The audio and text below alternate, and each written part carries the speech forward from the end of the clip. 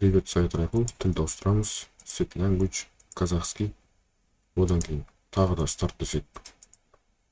Сәлем сайт, осы тіл ауысып тұр. Английскийға қоямыз. Одан кейін тағы старт десек, ағылшынша жауап береді. Одан кейін weather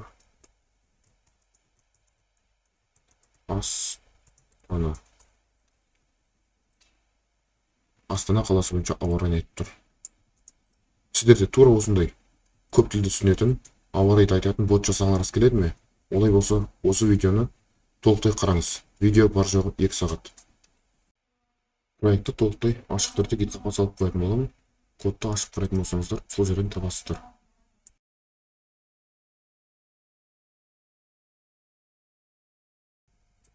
Ең бірінші бұндай түзу үшін Телеграмда подфазарды іздейміз.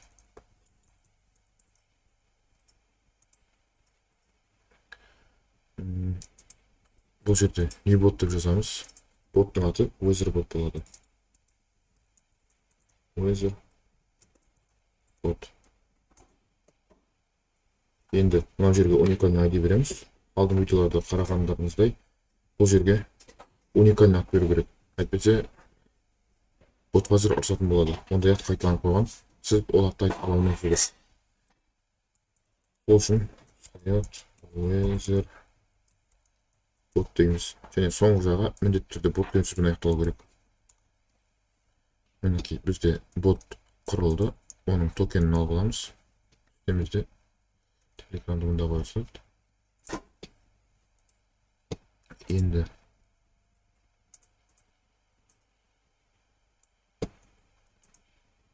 Python оның ішінде weather bot деген папка бар және жарайтын кетейін.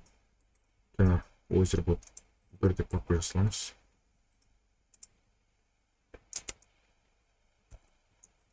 Weather bot. Осының ішіне кіремізді. Алдында айтқанымдай, мышканың оң жағын басу арқылы контекст менюдан Open folder as PyCharm Community Edition Project дейміз.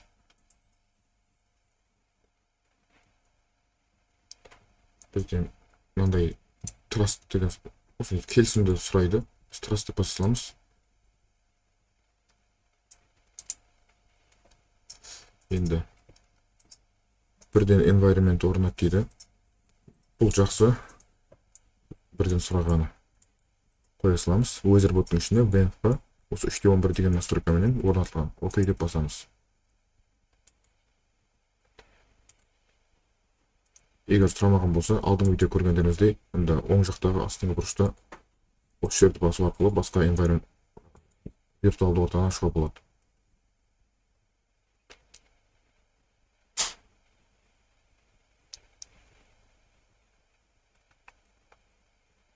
Мінекей бізде индексация жүріп жатыр.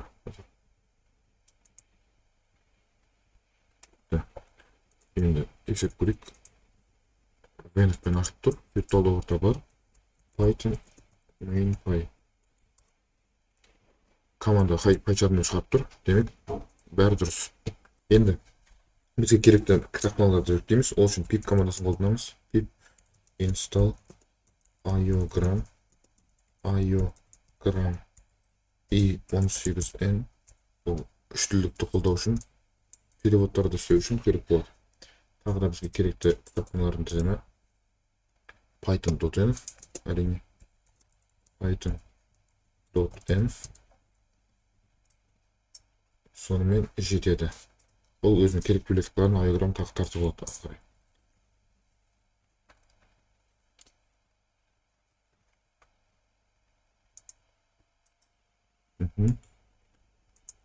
Бар кітапханалар жүктелді, қарап тұрмыз. Енді біріншіден бірден архитектурадан бастайық. Мұнда бізде болады директория емес.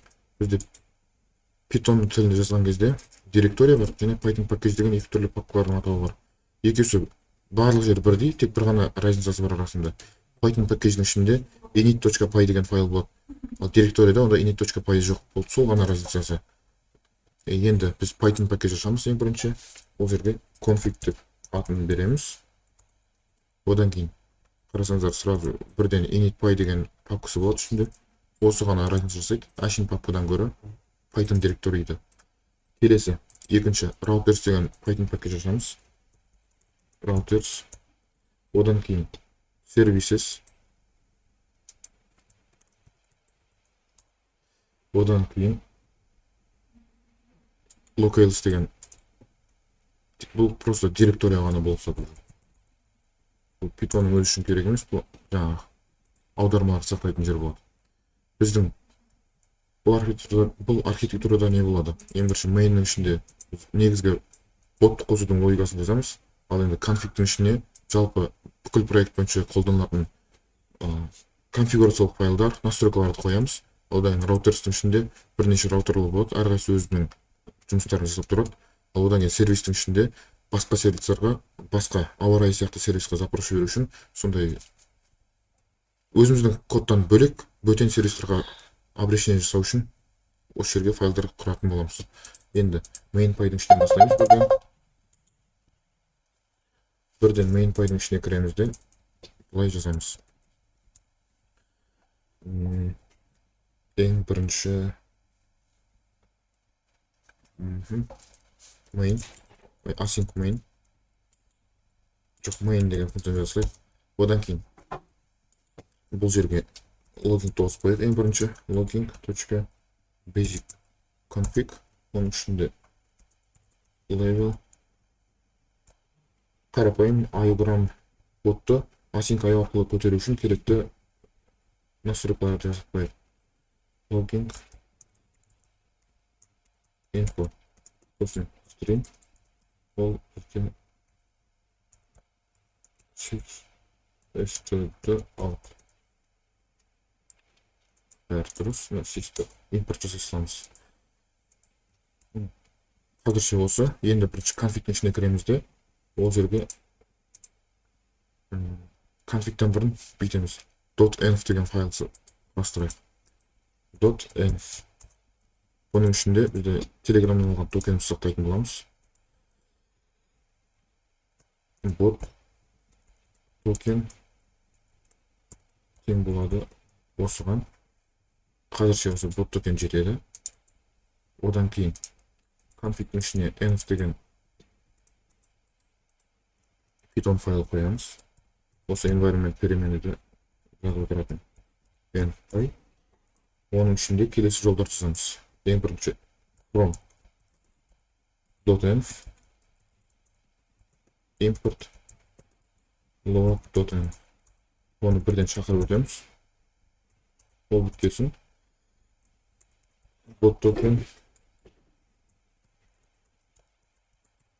тең pos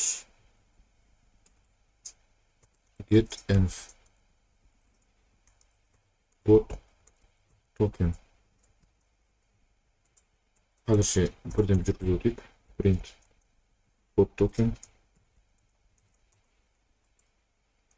Ctrl-Shift F10 деп бассаңыздар бірден ранды басуға болады. Бұдан көріп тұрмыз. Ран деген кнопкаға ярлық деп тұрмыз. Шорткат немесе қысқаша шақыру командасы. Ctrl-Shift F10. Мұна токенді көріп тұрған болсақ, онда бәрі дұрыс. Арқай жалғастырамыз. Сөйтіп жасап, бізге ол print керек емес. Боттың токенін көріп тұрмыз. Енді келесі осының қасына bot деген файлды құрастырамыз. bot.py. Оның ішінде келесі жолдарды жазамыз. From iOgram import bot. Одан кейін from қасында жатқан болған соң точкамен шақырсақ бола береді. Точка дегеніміз осы мынау файлдың қасында жатқан қазіргі осы папканың ішін қарайды. Дәлірек айтсақ, Python директорияның ішін қарайды. Енді bot токенді аламыз. Сосын bot тең iOgram ботын шақырамыз. Осы bot токенмен. Сонымен біздің ботымыз бітті. Мына жерде ботты жариялап қойдық. Ол бот токен арқылы қосылады, осы жерде жатады. Барлық проектте осы жерден обращение жасап, ботты ала берсек болады. Бұл боттың өзінде ешқандай логика жоқ. Ол тек боттың базовый информация, аты жөні, ID сияқты заттар ғана сақтайды. Боттың жауап беру логикасына диспатчер жауап береді. Сондықтан осы жерге ботты қоямыз. Кейінде керек болады. Енді келесі жасайтын нәрсеміз бірден utils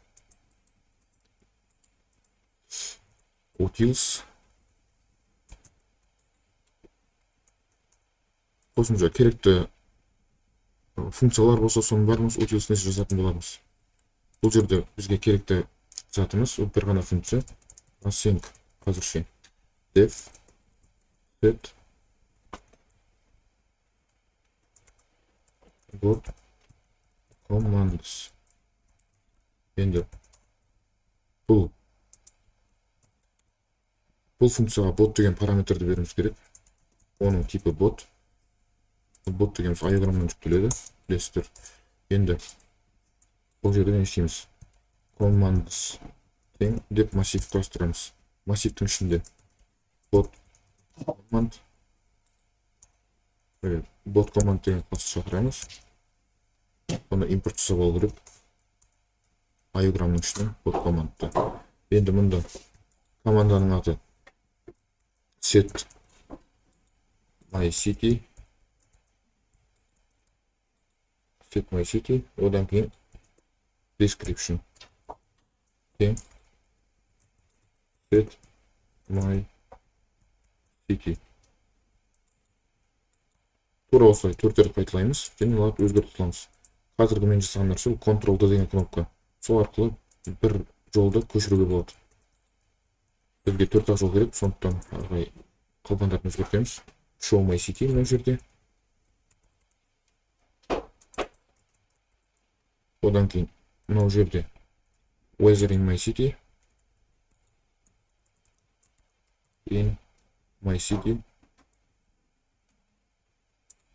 Мұнда қойсаңыз weather in my city. Одан кейін келесі set language.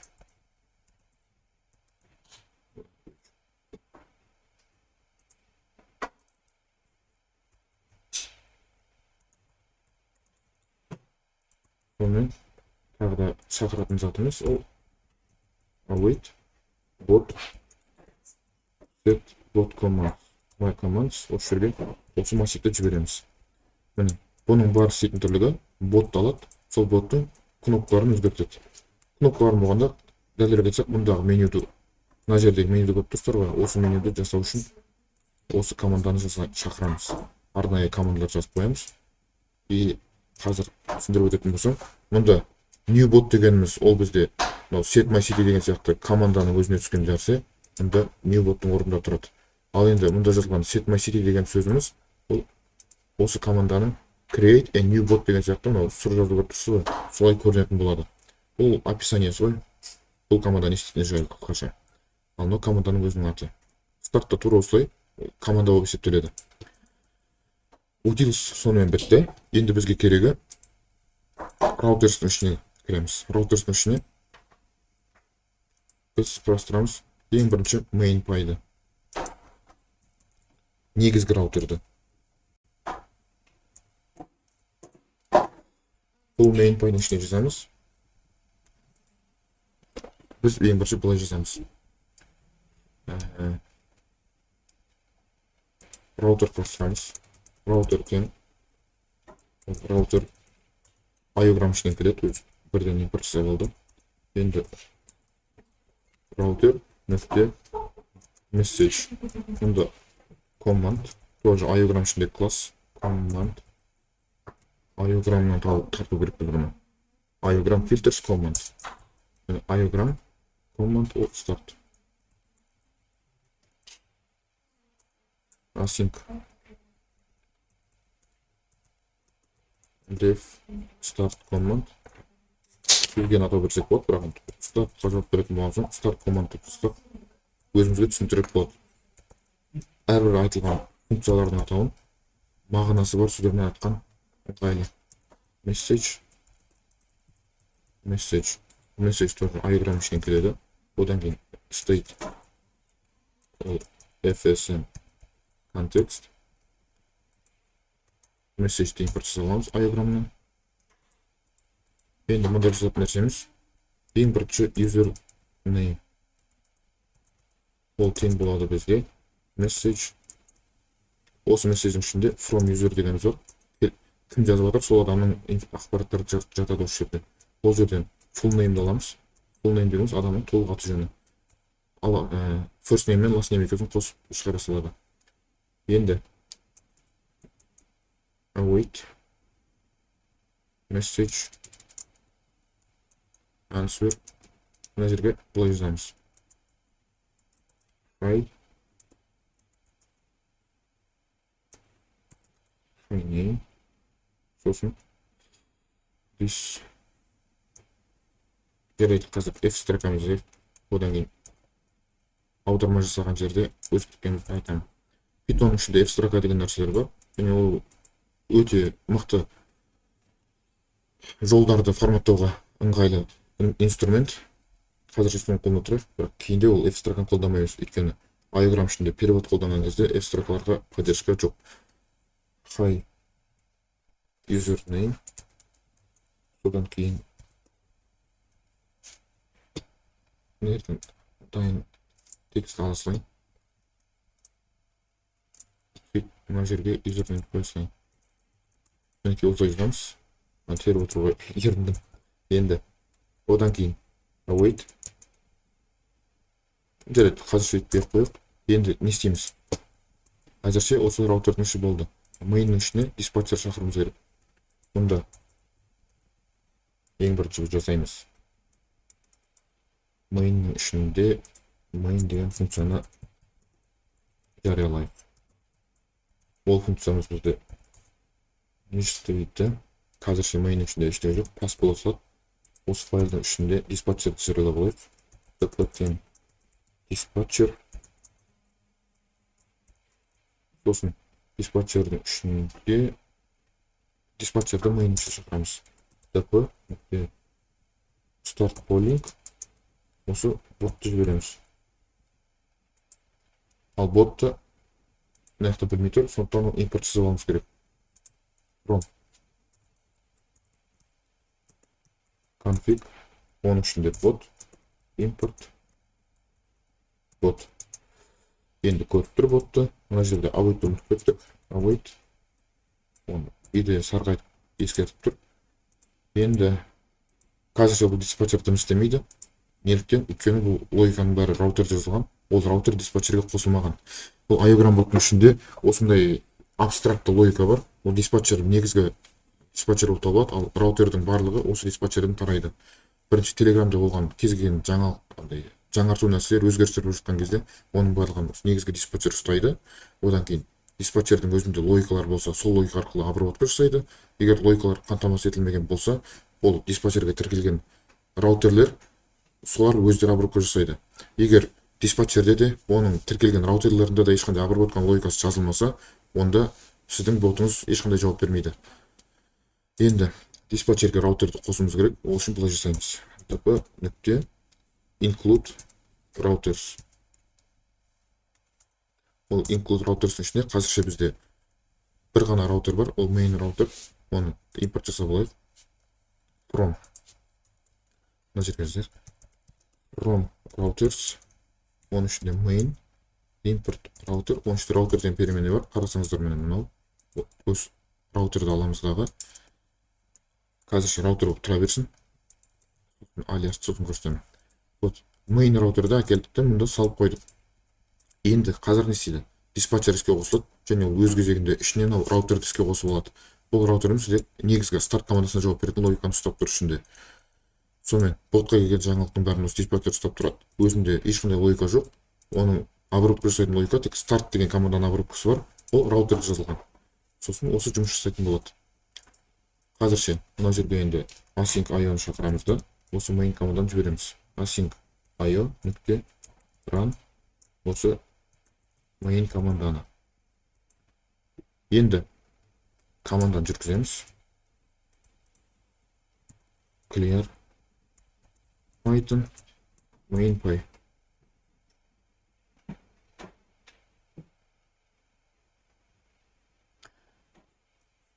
Мұнда кіреміздегі бот қазірден өзіміз ботымызға сілтеме тұрып басып кіре саламыз. Start дейміз. Міне, hi сайт арқылы біз жазған хатпен жауап қайтарып тұр. Барлығы жаңағы мен айтқандай. Телеграмдан мен сообщение жазып қалдым старт деген команданы. Ол команда телеграм серверіне барды. Ал менің мынау қосылып тұрған ботым әр жарты секунд сайын немесе бір секунд сайын телеграм серверінен сұрады. Мына ботта бір өзгеріс бар ма деп. Сол сұраған өзгерістен ол сайт старт деп жазды деген өзгеріс бар екен. Оны обработкасын қайтып істеймін деді дағы, ол раутерге жіберді. Раутерде бар екен старттың обработкасы. Демек осы жерден обработка аяқталады, адамға месседж ансвер деп жауап қайтарылады, хай деп. Осылай бот қазірше қарапайым түрде жұмыс жасап тұр. Бұнымен біз тоқтамаймыз, қазір ботты тоқтай салайық. Қосалқы логикаларды қосатын боламыз. Енді бізде әрі қарай mainның ішінде старттан бөлек бізде не болады? Қазірше біз жасаймыз бұлай. Қазір бізге керегі командаларды реттейміз. Ол командаларды қайтып реттейміз. Мына жерде қарап отырсаңыздар ешқандай командалар жоқ, тек мынау қыстырма деген скрипканың суреті ғана тұр. Бот фазердің ішіндегідей меню деген команда жоқ. Оны қайтып шығарамыз. Оны біз осы бот фазердің ішінде бүйтіп командалар арқылы MyBot істеп отырып та істеуге болады. Бірақ кодпен істесек те болады. Кодтың ішінде ол былай жасалады. Жаңа біз жазып кеткен utils'тағы setBot commands деген бар. Енді раутердің ішінде main'да шақырып кете саламыз. Wait setBot commands. Ол жерге осы ботты жіберетін боламыз. Жаңа ботты мына жақта жариялап кеткеніміздің арқасында оны main'ның ішінде де ботқа сілтеме жасап тұрмыз, міне былай. Одан кейін осы раутердің ішінде де ботқа сілтеме жасаймыз, тура солай. Сол үшін өте ыңғайлы болды осылай жасаған. Мына жер сәл қате істеді, енді идея сәл қате жасап алып, конфиг ішінде бот деген файл бар, сол файлдың ішіндегі ботты тарту керек. Файлдың өзін ғана емес. Сонымен енді дұрыс. Ботты қайтып қосып көреміз, main.py. Енді телеграмға кіреміз, өзіміздің ботымызға. Мынау жерге старт деп басамыз. Мінекей. Жаңа команда шақырылды, мынау set my commands деген ол түсінікті, өйткені хатты көріп тұрмыз. Енді мына жерде әлі меню жоқ, себебі телеграмның өзінің обновлениесі солай, сәл жай жұмыс істейді. Бот фазерге кіреміз, басқа чатқа ауысып, қайтадан жаңа чатқа кіреміз. Енді қарасақ меню деген шыға келді. Ішінде барлық командалар жазылып тұр. Set my city, біз жазған командалар. Мынау тағы да түсіндіріп өтетін болсам, қараңыздар. Мынау жазылған командалар орнатылды. Демек, менюдің ішінде тура сол командалар тұр. Set my city дегеніміз мұнда тұр команда арқылы. Ал мұндағы үлкен set my city бұл қасында сұр болып тұр команданың қысқаша описаниесі. Енді бізге бұны қайта старт басқан сайын шақырып керек емес. Сондықтан болды. Бір шақырдық, комментарий қоя саламыз, шақырмаймыз. Ары қарай не істейміз? Әрі қарай біз енді осы командалардың ішіне әрқайсының реализациясын жасаймыз. Set my city үшін реализация жасайық. Ол үшін раутерстің ішіне кіреміз. Одноименно дейміз ғой, атауы бірдей set my city деген файл құрастырамыз. Set my city. Әр раутерге, әрбір команда үшін өзінің раутері. Set my city. Бұның ішінде бізде болатын зат. Тура жаңағы main'ның ішіндегі көшіріп қойса да болады. Көшірейік. Set my cityге қоя саламыз. Бірақ бұл жерде болатын нәрсе енді мұналар керек емес. Бұны өшіре саламыз. Мынау жерде ең бірінші бұлай қыламыз. Бұл жерге бізге пасти салайық. Қазірше start команда болмайды ол. Бұл жерде set my city деген команда болады. Set my city. Мына командалар қалай жұмыс жасайды? Біз осы командадан басқан кезде телеграмға осындай команда болып барады мынау текстіміз. Қазіргі сообщение сияқты. Сол үшін біз message деген хендлер қойдық. Қарапайым сообщение қосып, мұнда текст барады ғой. Сосын команда екен біліп алады set my city екен. Сондықтан set my city басқан кезде осы жер іске қосылады. Енді бұл жерде бізге керегі state. Стейттармен танысатын боламыз.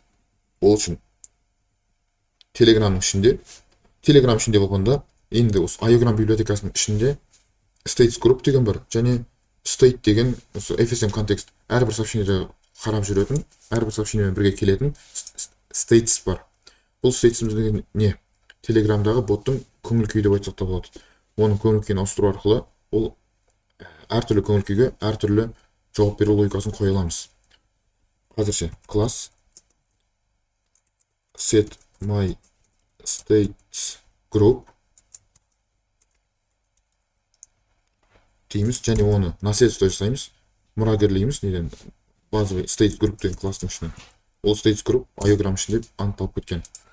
Енді ол класстың ішінде бір ғана set my state деген set my state емес, set my city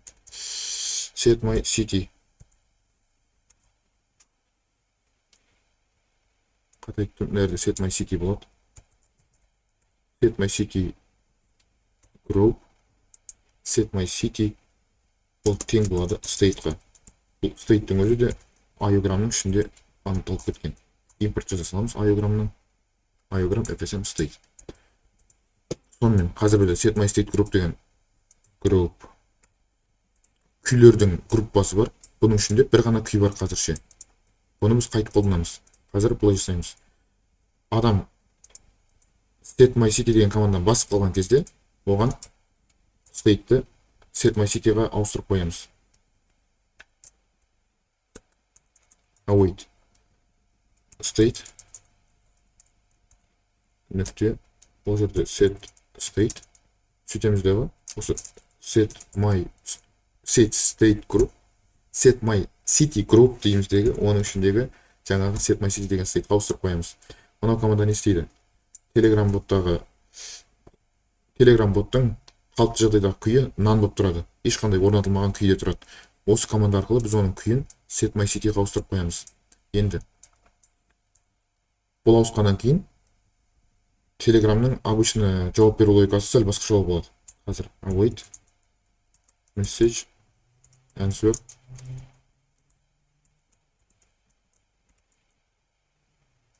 мына жерге write your city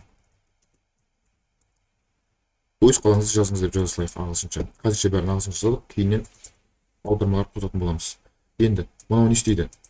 Telegramның күйін set my city'ға ауыстырып жіберді. Енді осының арқасында біз осы күйді ғана фильтрға қоя аламыз. Қазір router нүкте message'дің ішіне осы set my city group нүкте set my city деген фильтрді қоямыз. Осы фильтрдің астына функция жазамыз. Async def set my city command ол бізде ішінде тағы да message бен state fsm контекст жүреді. Await state'тің екінші қолданысы мынау жерде update data дегеніміз. Update data my city былай жасақталады. My city тең message нүкте text. Мінекей бұл не істейді? State деген мынау параметр, осы Telegram боттағы iOgram ішіндегі state деген параметр екі жағдай үшін қолданылады. Біреусі осы Telegramның өзінің көңіл күйін, боттың көңіл күйін орнату үшін. Екінші осы күйдің ішіне неше түрлі айнымалар сақтау үшін. Қазіргі жағдайда біз my city деген айнымалға сақтайтын боламыз. Адам жазған қаласының атын. Енді await state нүкте set state none. Мынау хендлер кезінде біз set my city'ге ауыстырып жібердік көңіл күйді. Одан кейін сол көңіл күйде тұрған кезде ғана мынау раутер жүзеге асады. Осы ұстап қалады. Боттың көңіл күйі осылай set my city'де тұрған кезде. Сөйтіп адам жазған хатын, оның жазған хаты міндетті түрде оның қаласының аты болады ғой. Сол қаланы state'қа сақтап аламыз. Артынша қайтадан көңіл күйді стандартты nonға ауыстырамыз. Бұл none дегеніміз қалай? Ол бот қайтадан қалыпты жағдайға түседі. Оның обработкасы кәдімгі қалыпты күйде жүзеге асатын болады. Енді адамға осыны білдіретіндей кері байланыс жасайық. Message нүкте answer your city changed to мына жерге осы city'дің атын алайық. Message нүкте текстке. Енді қараңыздар. Ботты жүзеге асырып көреміз. Жүзеге асырмастан бұрын қазір бүйтеміз. Бұл раутер өзімен өзі тұр. Оны диспатчерге қоспадық. Оны диспатчерге қосатын боламыз. Бұлай жасаймыз. From routers нүкте set my city, оның ішінде раутер. И қараңыздар, осы жерде мынандай кикілжің болып қалады. Routers main ішінде де раутер деген айнымалы бар. Set my city'дің ішінде де раутер деген айнымалы бар. Екеуісі бірдей, қайсысы екенін білмей қалады кодымыз мына жерге диспатчерге қосар кезде. Сол үшін Pythonның ішінде өзінің алиас дегендеріміз бар, немесе псевдоним жасап жібереміз. Мына mainның ішіне келген раутерға as дейміз дағы main раутер. Сонда мына раутерге main раутер деп сілтенсек болады. Тура сол сияқты мына раутерға былай сілтенуге болады. Set my city раутер. Сонда мұнда main раутер деп қосамыз. Артынша set my city раутер деп қосамыз. Енді ботты жүзеге асырып көрейік. Жүргіземіз. Көріп тұрмыз. Мына жерде байқап көрейік. Start деген командадан басамыз. Жарайды, мынау. Одан кейін set my city. Мені қараңыздар, жаңағы раутерді set my city деп жазылған логика тұр. Мен set my city деген командадан басып қалдым. Демек бізге write your city деді. Және боттың көңіл күйі мындай ауысып кетті. Set my city групптың ішіндегі set my city деген көңіл күйге ауысты. Осы көңіл күйде адамның жазған сообщениесін мынау раутер, мынау хендлер обработка жасайтын болады. Мысалы мен мұнда Тараз деп жазсам, your city change to Тараз. Қараңыздар, your city change to Тараз. Тура мен жазған текст тұр, және ол Тараз деген сөзді мұнда my city деген айнымалыға сақтап қойдық. Және көңіл күй қайтадан нанға ауысып кетті. Демек ол стандартында start деген сияқты командаларға жауап бере береді. Енді бұнымен тоқтамаймыз, жалғастырамыз. Clear. Бізге келесі не керек? Set my city деген раутерді бітірдік. Енді бізге show my city деген раутерді бастау керек. Ол бізде қарасаңыздар мұнда екінші команда бар, show my city деген. Менюдің ішінде екінші show my city деген команда бар. Осы команданың обработкасын жасайық. Ол үшін осы set my city дегенді копировать етіп вставить етеміз. Ctrl-C, Ctrl-V арқылы. Атын set my city емес, show my city дей саламыз. Show my city'дің ішінде states group керек емес. Келесі. Мына жерде команданың аты set емес, show болады. Show my city. Одан кейін start команда емес, мына жер. Біз мына жерде өзгертпеппіз ғой. Негізі функцияның атауы қандай болса да бәрібір, бірақ өзімізге түсінікті болу үшін не қызмет атқарып тұр, соған байланысты бір атау қойған дұрыс.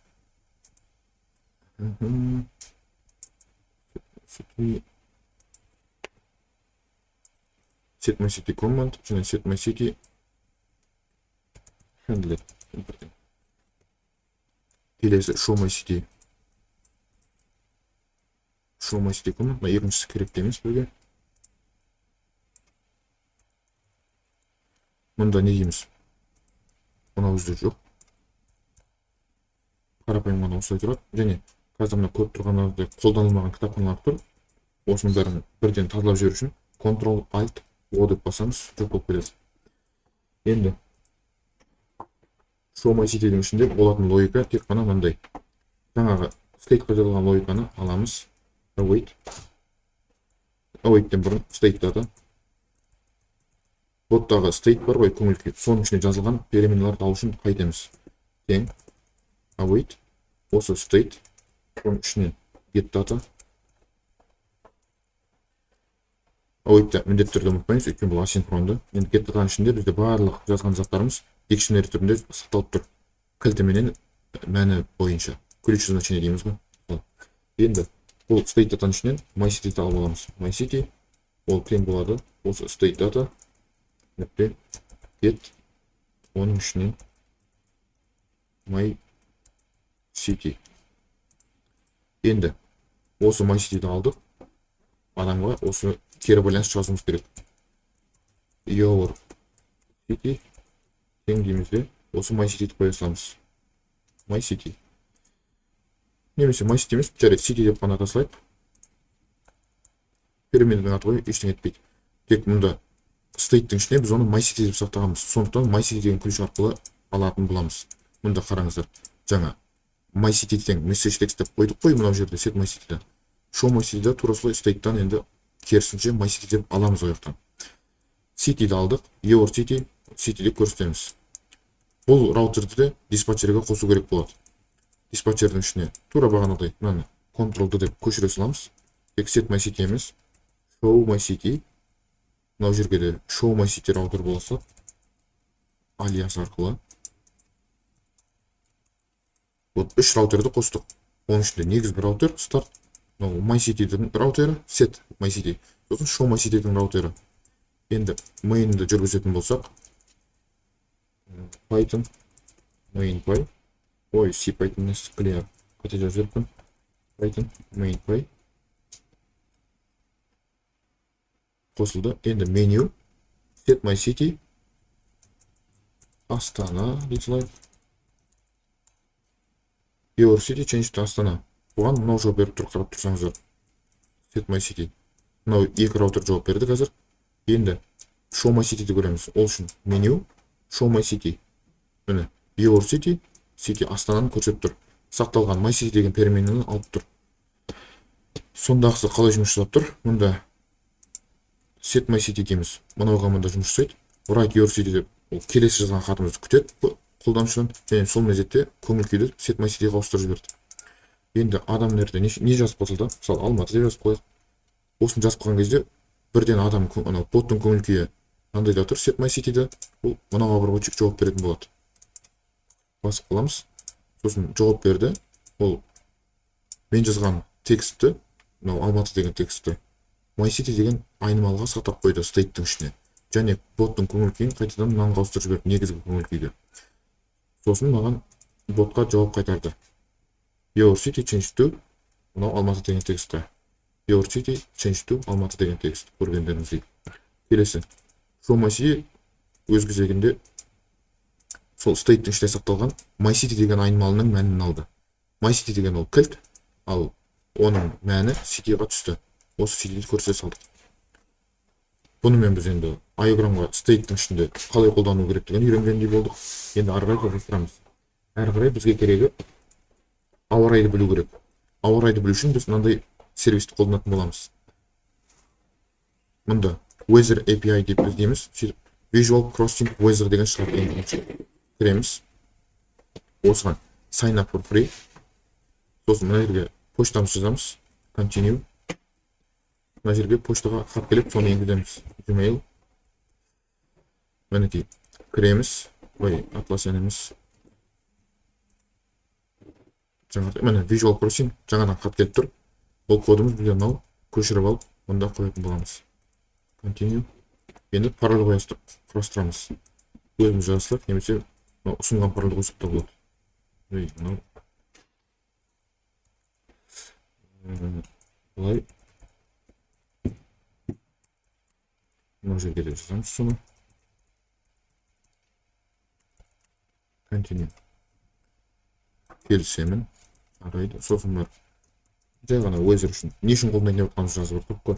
Weather data дислайк. Ауа райдың мәліметін алу үшін. Аккаунтты құрастырамыз. Аккаунтты сақтағаннан кейін, сәтті құрастырғаннан кейін, енді кіріңіз дейді сол аккаунтқа.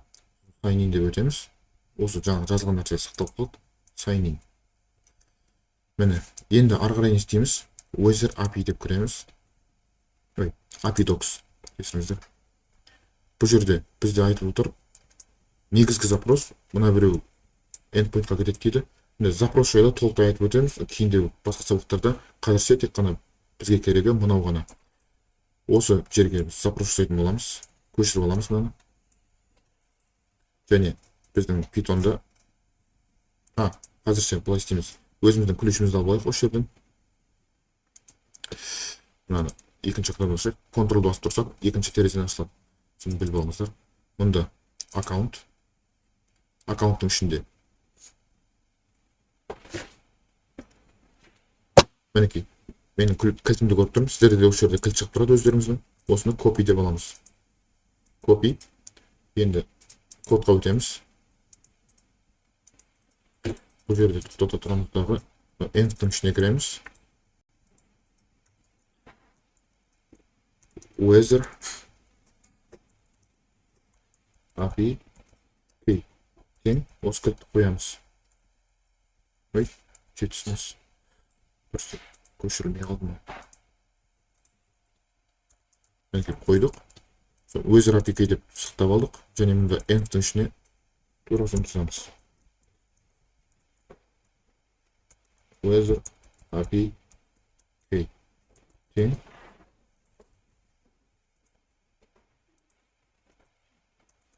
get env осыны жазамыз. Сонымен біздің барлық проектте осы Weather APK деген переменный доступна болып тұрады. Кез келген жерден ала аламыз.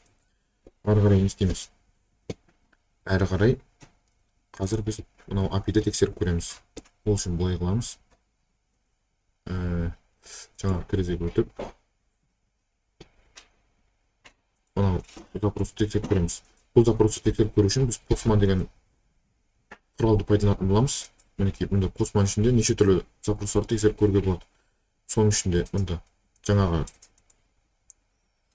аша салайық. Тест, add request. Мінекей, жаңадан запрос құрастырамыз. Ол get запрос болады. Сосын мына жерге мынаны қоямыз. Одан кейін мұнда керек жерге бізге не дейміз? Location деген жерге мысалы Астана деп жазып көреміз.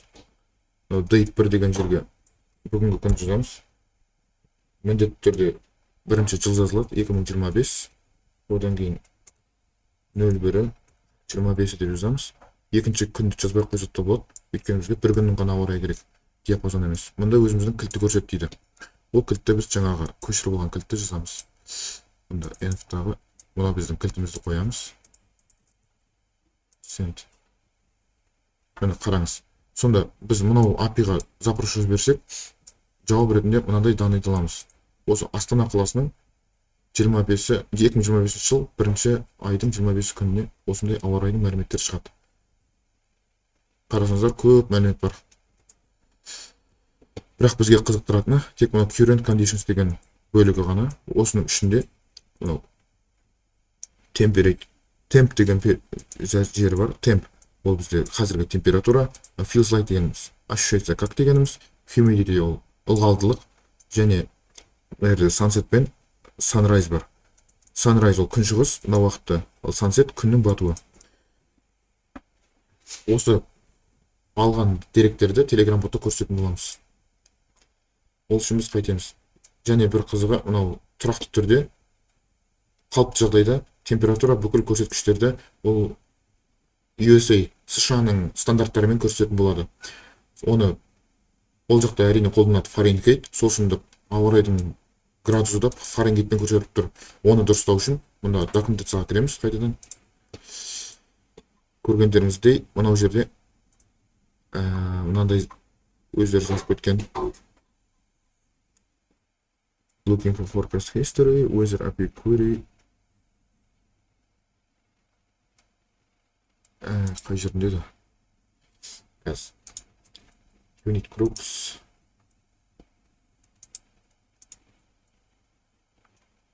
Мінекей, мына жерге кірсек, толықтай нелер бар. Тағы да документация. Мына жерде here деген кнопканы басып, осы сілтемеге өтеміз. Және ол жерде параметрлердің арасында міне unit group деген параметр бар. Бұл unit groupты өзгертеміз. Оның түрлері мынанша болады. Әрге тағы сілтеме қойып кеткен. Егер біз US десек, осы США бойынша, ақш-тағы стандарттар бойынша кетеді. Градустары Fahrenheit бойынша, ал ұзындықтардың өлшемі инч бойынша дюйммен өлшенетін болады. Ал егер метрикқа қоятын болсақ, ол біздегі қалыпты метрикалық системамен сынайтын болады. Сонда градустарымыз Цельсийде көрсетіледі, және ұзындықтары миллиметр, сантиметр бойынша көрсетіледі. Сол үшін осы переменді қойып кетеміз. Жаңа айтқанымыздай unit group деген нәрсені мына жерге екінші қасына қосымша параметр былай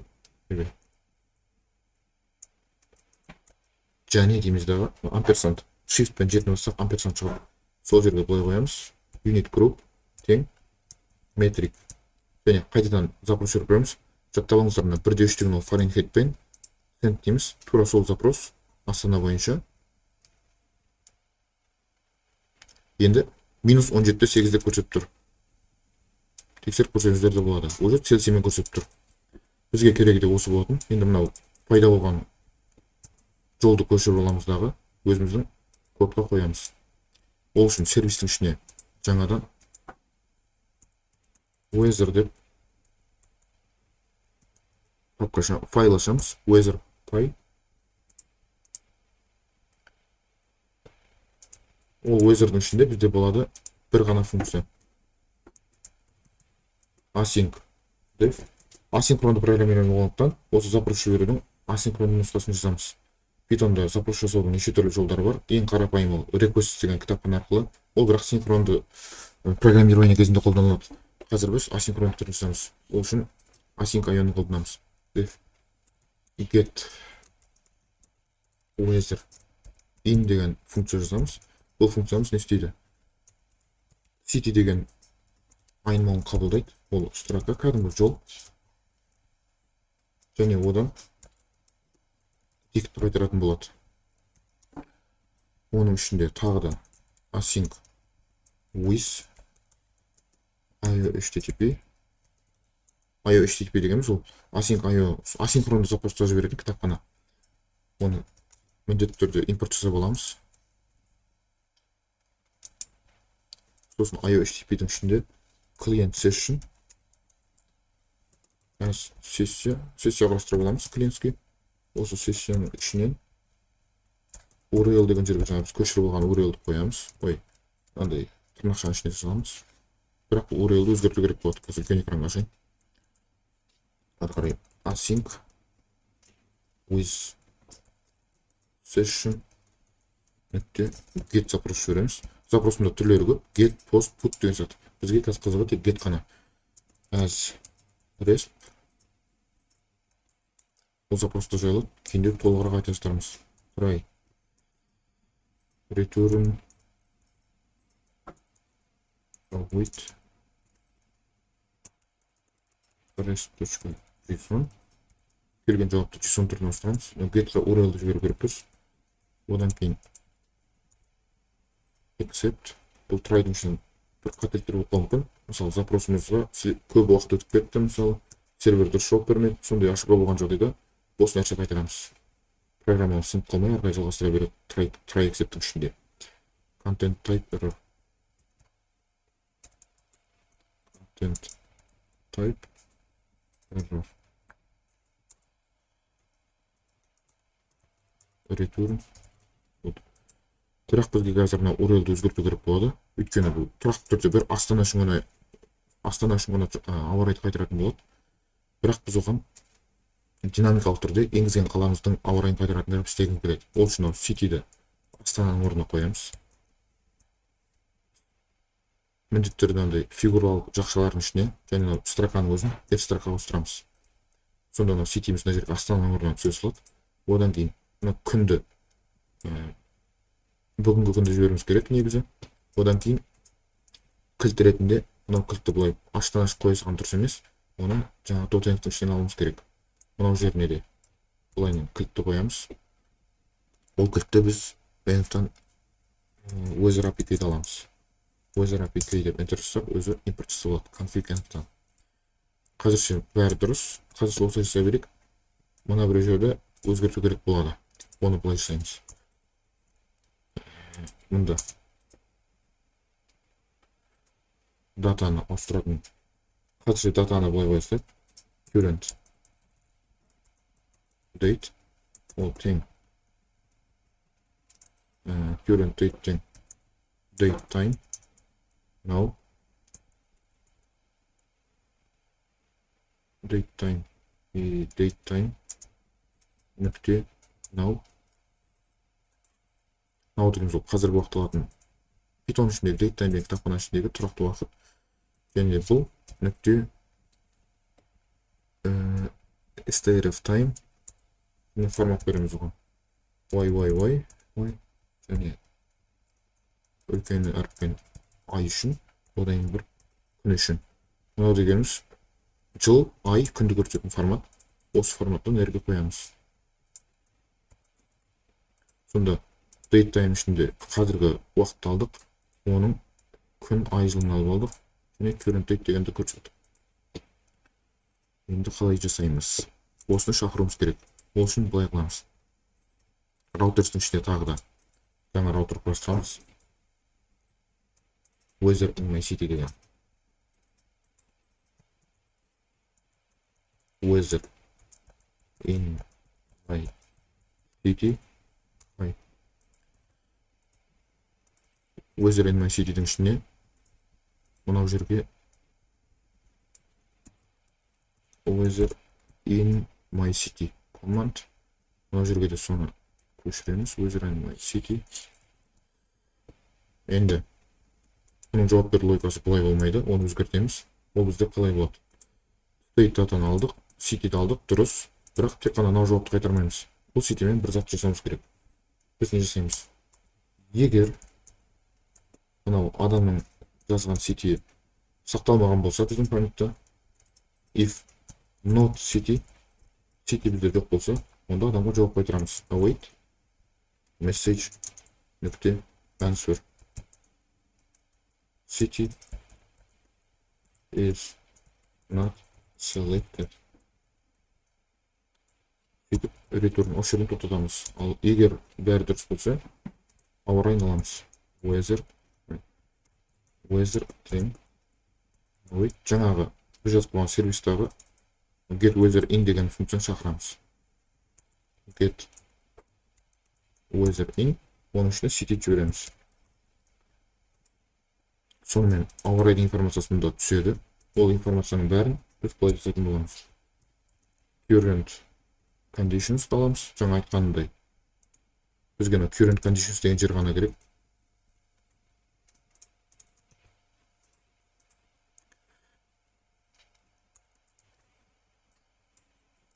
Current conditions ол тең осы weather нүкте get былай current conditions. Егер оның ішінде ешқандай ақпарат болмаса, бос ақпаратты қайтара саламыз. Pythonдағы dictionary'дің ішінде get методы ол бірінші мына ключпен мәнді іздейді. Егер ондай мән болмаса, мәннің орнына стандартты түрде мынаны қояды. Current conditions алдық. Енді current conditions'тан біз адамға жауабымызды дайындаймыз. Text тең болады. Ол бізде былай.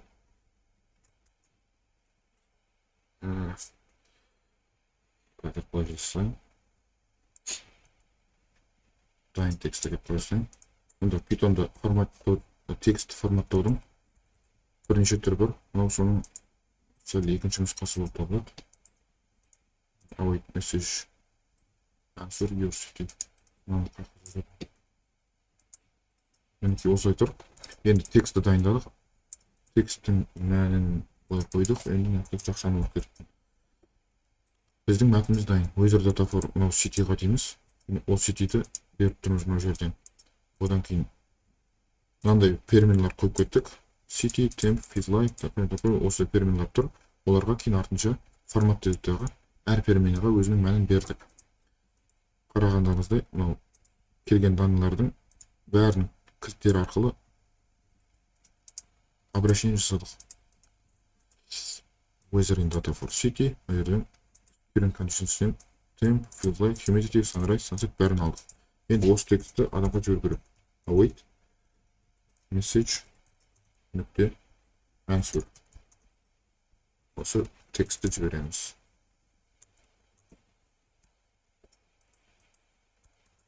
Сонымен бұны бір тексеріп көру үшін бұл раутерді диспатчерге қосамыз. Онда кіреміз, show my city'дің астына копировать ете салып, weather in my city оның раутерін weather in my city раутерді ауыстырамыз. Оны да қосамыз диспатчерге. Енді Python'ды жүргіземіз.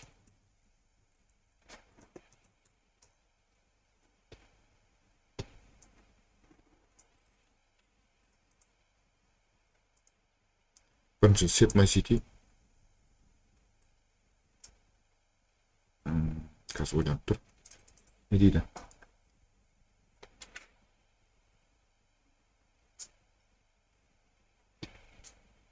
Мұнда бір қателік шығып тұр. Client connection дегеніз cannot connect host API Telegram default. Telegramның өзінің қателіктері ештеңе етпейді. Басқа бір көрсеңіз. Интернет ұстамаған кезінде осындай жағдайлар болып тұрады. енді бар set my city, мына жерге Астана,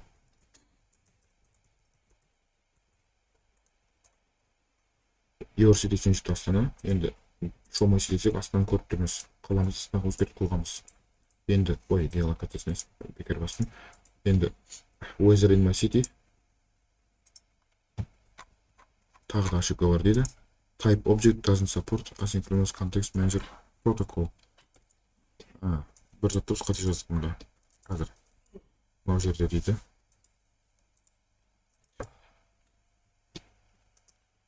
Get weather in. Мен кодты толық қарай келе қателігімді түсіндім. Біз мұнда IOHTTP client session деген жерде жақшаны қоюды ұмытып кетіппіз. Но client sessionның өзі ол класс, ішіне қарап көрсетуге болады қой. Ол класс екенін білеміз, client session. И осы client sessionның бізге объектісі керек. Жақшаны қойсақ, осы класстан экземпляр объектті ауыстырамыз. Бұл объект керек болатын. Ал мен оның орнына класстың өзін беріп қойдым. Ары қарай жалғастырамыз. Енді бұл weather'ды біз қолданып жатырмыз мынау жерде. Қазір қарап көрейік. Weather'ға кіреміз. Контролды басып, осы функцияға мышканың сол жағынан бассақ, оның қай жерде қолданып тұрған жерін көреміз. Мұнда weather in my city деген жерде қолданыппыз. Осы жерді қараймыз. Мынау біздің weather in my city дегеніміздің обработкасы алдындағы. Енді тексеріп көреміз. Telegram жасай ма, жасамайды ма? Оны өшіреміз де, қайттан қосамыз. Python main Telegramды қостық. Енді main бірінші start дейік. Бұл жерде қарап отқандарыңыздай сессия әрбір запуск сайын өшіп кетіп отырады. Себебі сессиялар клиенттің сақтаған переменалардың барлығы озуда сақталады ғой. Сондықтан әрбір запуск сайын ол тазаланып кетіп отырады. Сол үшін қайта-қайта қаланы орнататын боламыз. Астана дей салайын. Қала Астанаға ауысты. Енді қаладағы ауа райды білгіміз келеді. Міне, Астананың ішіндегі ауа райды көріп тұрмыз. Ауа райы біз қалағандай көрсетіп тұр. Енді бізге қалған нәрсе осы мынандай команданы терекіміз келеді біз. Weather Астана. Осындай хатты жазған кезде бот бізге Астана деген қаланың ауа райын көрсету керек.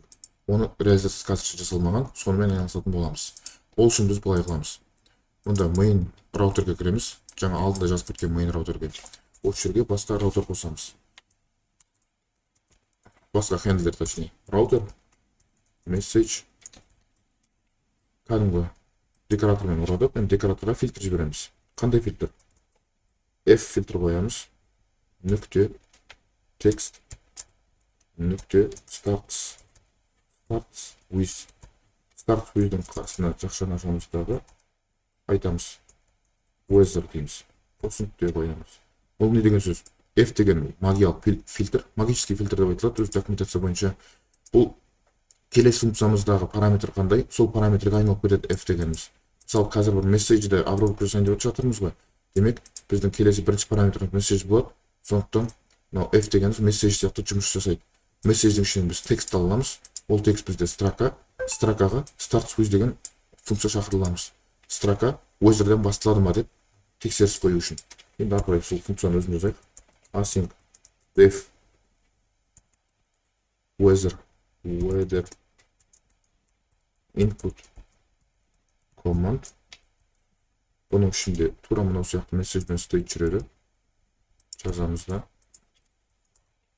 Бұл жерге енді не істейміз? Бізге не керек? Ең бірінші клиенттің жазғанын бөліп алуымыз керек. Weather Астанада бір нәрсе жазады ғой. Weather деген бізге керек емес, қосымша точка керек емес. Тек Астана деген сөз ғана керек. Соны жасаймыз. Астана алып алуымыз керек. Бірінші былай қоямыз и city. Тең осы message нүкте текст, жаңа F сияқтының message'ның тексттің орнына F-тің орнына түсе салады. Сондықтан текст аламыз. Нүкте осы жерден split, строкамен split жасай аламыз. Қосымша бойынша split. Сонда қосымша тұрған жерден бастап строканы екіге бөледі. Сол жағындағы weather мұнда қалып кетеді. Ал оң жағындағы Астана деген сөз city-ға түседі. Енді дәл осыны тексеріп көру үшін await message transfer осы city жібереміз обратно. City. Қазақша естіп қойып, тексеріп көру үшін отты тоқтатамыз да қайтадан іске қосамыз. iOgram кетіп тұр. Енді мұнда былай жасаймыз. Қайтадан set my city. Ойбай, бұл керек емес, бізде уже мынаны тексеруіміз керек па? Жарайды, жаза салайын. Астана болсын. Мына жерге былай қыламыз. Weather Астана. Вот көріп тұрғанымыздай Астана дегенді бөліп алдық та, және сол Астананы көрсеттік мына жерде. Енді тағы да басқа тексеріп көретін болсақ, Weather Тараз. Тараз деген сөзді бөліп алдық. Код өзіміз қалғандай істеп тұр. Енді ары қарай бұл жерде тоқтап қалмау керек. Ары қарай осы қаламен бірдеңе жасаймыз. Не жасаймыз? Ол қаланың ауа райын сұраймыз. Ең бірінші бүйтеміз. Weather info. Қазір жазып көрсетемін. Ең бірінші мына жағдайды қарастырайық. Адам қаласын енгізбеген жағдай болсын. Ол кезде не істейміз? Қала енгізбеңіз деген ашып шығаруымыз керек. Егер not city қала жоқ, немесе осы қаланың ұзындығы тең нөлге. Қаланың ұзындығы нөлге тең болса деген ол қала енгізілмеді, бос орын енгізілді деген сөз ғой. Енді бұл жеткіліксіз, өйткені қаланың орнында бос орындар енгізілуі мүмкін. Сол бос орындардың барлығын кесіп тастау үшін strip функциясын қолданамыз. Strip деген Python ішінде строкаларға андай уже алдын ала беріліп қойған функция.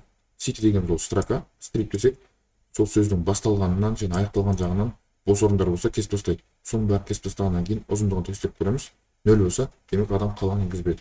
Оған былай жасаймыз. Await message answer city not selected. City not selected. Енді не істейміз? Нәрге ретурнды қойып кету керек. Өйткені ары қарай программалық жолын тоқтау керек. Енді жарайды, қаланы енгізбеген жағдайдан құтылдық. Қала точно енгізілді, сенімдіміз. Мынау код мына жерге келсе, демек қала уже бар деген сөз. Ары қарай қаланың ауа райы жайлы ақпарат аламыз. Weather get weather in. Мынау жерге city жібереміз. Енді city-де жібергеннен кейін бізде алдында айтқанымыздай Postman-да көрдік қой. Current conditions деген жер керек екен. Сол current conditions алуымыз керек. Тағы да қосып Postman-да.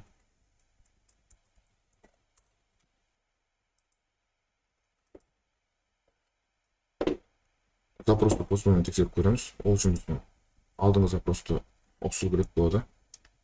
Бүгінгі күнге ауыстырамыз. 2025-01-29. Send. И осының ішінде current conditions деген зат болады. Бұл current conditions-тың ішінде не бар? Мынау заттар бар ғой бізде. Алдында айтқандай. Бізге қажеттісі мынау температура, сосын болып сезіледі, ылғалдылық, сосын күншығыс и күнбатыс. Сол заттарды көрсететін боламыз. Енді оларды қалай жасаймыз? Бұлай істейміз. Қазір weather мынау жерге weather-ды алдық. Негізі бүкіл ауыр өткізім бәрі мынау жердегідей тура бола салады. Бұлайнан жасаймыз, көшіріп қойсақ та болады.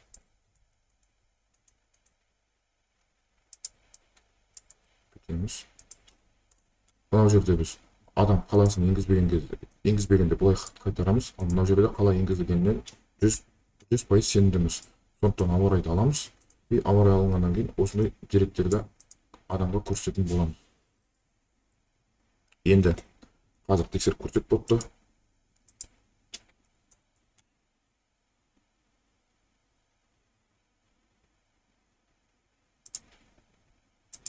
Енді бірден weather жаңа нерден көшіресілер. Weather Астана деп бұлай қоямыз. Мінекей weather data for Астана. И температура feels like бәрін шығарып тұр. Тура осылай таразды қойсақ. Мен Тараз үшін ауа райы қарап тұрғанымызда сәл басқаша. Тура Тараздың ауа райын алып берді бізге. Осымен боттың барлық функционалдары бітті. Енді бізге керек нәрсе бұл ботты үш тілде түсінеді. Үш тілге тіл ауыстыратын мүмкіндік қосуымыз керек. Ол үшін біз алдында қосып өткен iOgram i18 деген библиотеканы қолданатын боламыз. Енді бізге керек нәрсе болады. Ол ең біріншіден Babel деген конфигурацияны қоямыз. Ол үшін мына жерге кіреміз. New file. Осы жерге Babel babel нүкте kfg дейміз. Конфигурация файл болған соң babel kfg деп атаймыз. Енді оның ішіне жазамыз біз. Мынандай да Python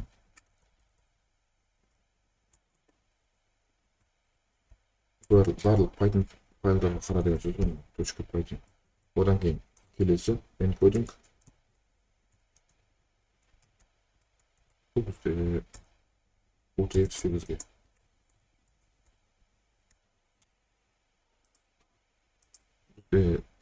Кодировка деген нәрсе ғой, encoding. Кодировка жайлы тағы да бөлек айта жатармыз кейін. Қазірше просто осылай жаза саламыз. Артық сұрақтарсыз енді сақтаймыз. Ары қарай бізге тағы да керек нәрсе болады. Ол locales деген папка ашамыз мұнда.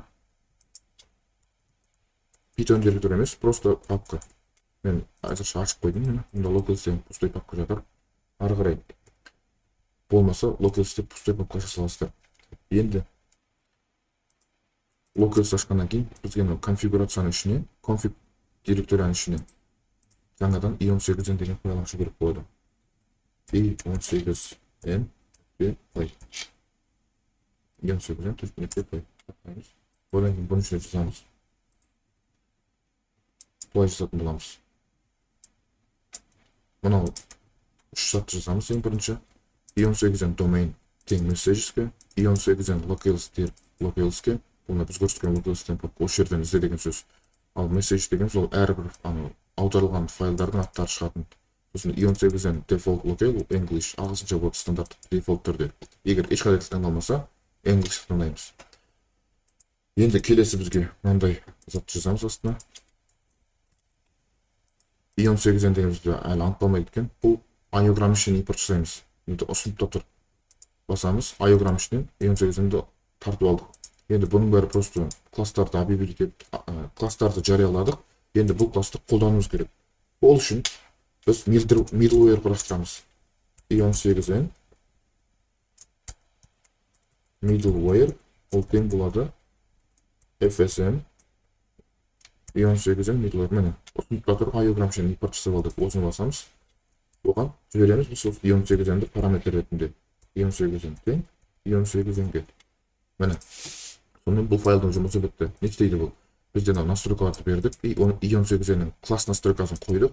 Сол класс настройканы біздің middleware'ге жібердік. Middleware дегеніміз не? Бұл middleware дегеніміз әрбір запрос орындалмастан бұрын алдын ала шақырылатын зат. Барлық запростарды ұстап қалып, соларға өзінің қосалқы логикасын қосатын затты middleware деп айтамыз.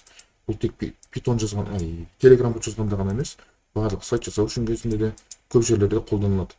Бізде осы middleware қолданамыз. Енді бұл middleware'ді жасап алдық. Ары қарай бұны қайтып қолданамыз. Біз бұны main пайдың ішіне кіріп, диспатчерімізге қолданатын боламыз. Диспатчер осының ішінде. Диспатчерге біз былай жасаймыз. Диспатчердің ішінде неше түрлі өзгерістер бар. Мысалы, update деген бар. Сосын бар, тағы да message деген бар. Солардың арасында бізге қызығы update қана. Әрбір өзгеріс сайын, кез келген өзгеріс. Соның ішіне middleware, осы middleware'ге жаңағы біздің i18n middleware'ді жібереміз. i18n middleware. Түсінікті тұр мені, enter басасақ, өзі импорт жасап алады. Config i18n ішінен middleware'ді. Config i18n ішіндегі middleware. Сонымен бізде ботымыз үш тілдерді қабылдап тұр, бірақ бізге не жетіспейді. Біз тек настройкасын орнатып қойдық, ал бізге әлі переводтар жоқ. Ол переводтарды қалай жасаймыз? Бұл жерде ешқандай магия жоқ. Біздің программамыз өзімен өзі перевод жасамайды. Оның барлығын біз өзіміз аударуымыз керекпіз. Оны қалай жасаймыз?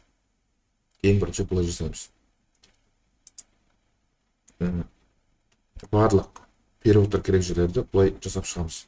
Давай файлдардың біріншіден файлдарды жоғарыдан төмен қарап шығайық. Боттың ішіне кіреміз. Онда аш настройка ғана перевод керек емес. Env'да настройка ғана перевод керек жоқ. i18nде керек жоқ. Utility'стің ішінде мынау жерде керек емес, бұл жерде исключение. Өйткені Telegramның менюдағы командаларды біз перевод жасасақ, ол бакпен жұмыс жасайды, бір обновление күту керек болады.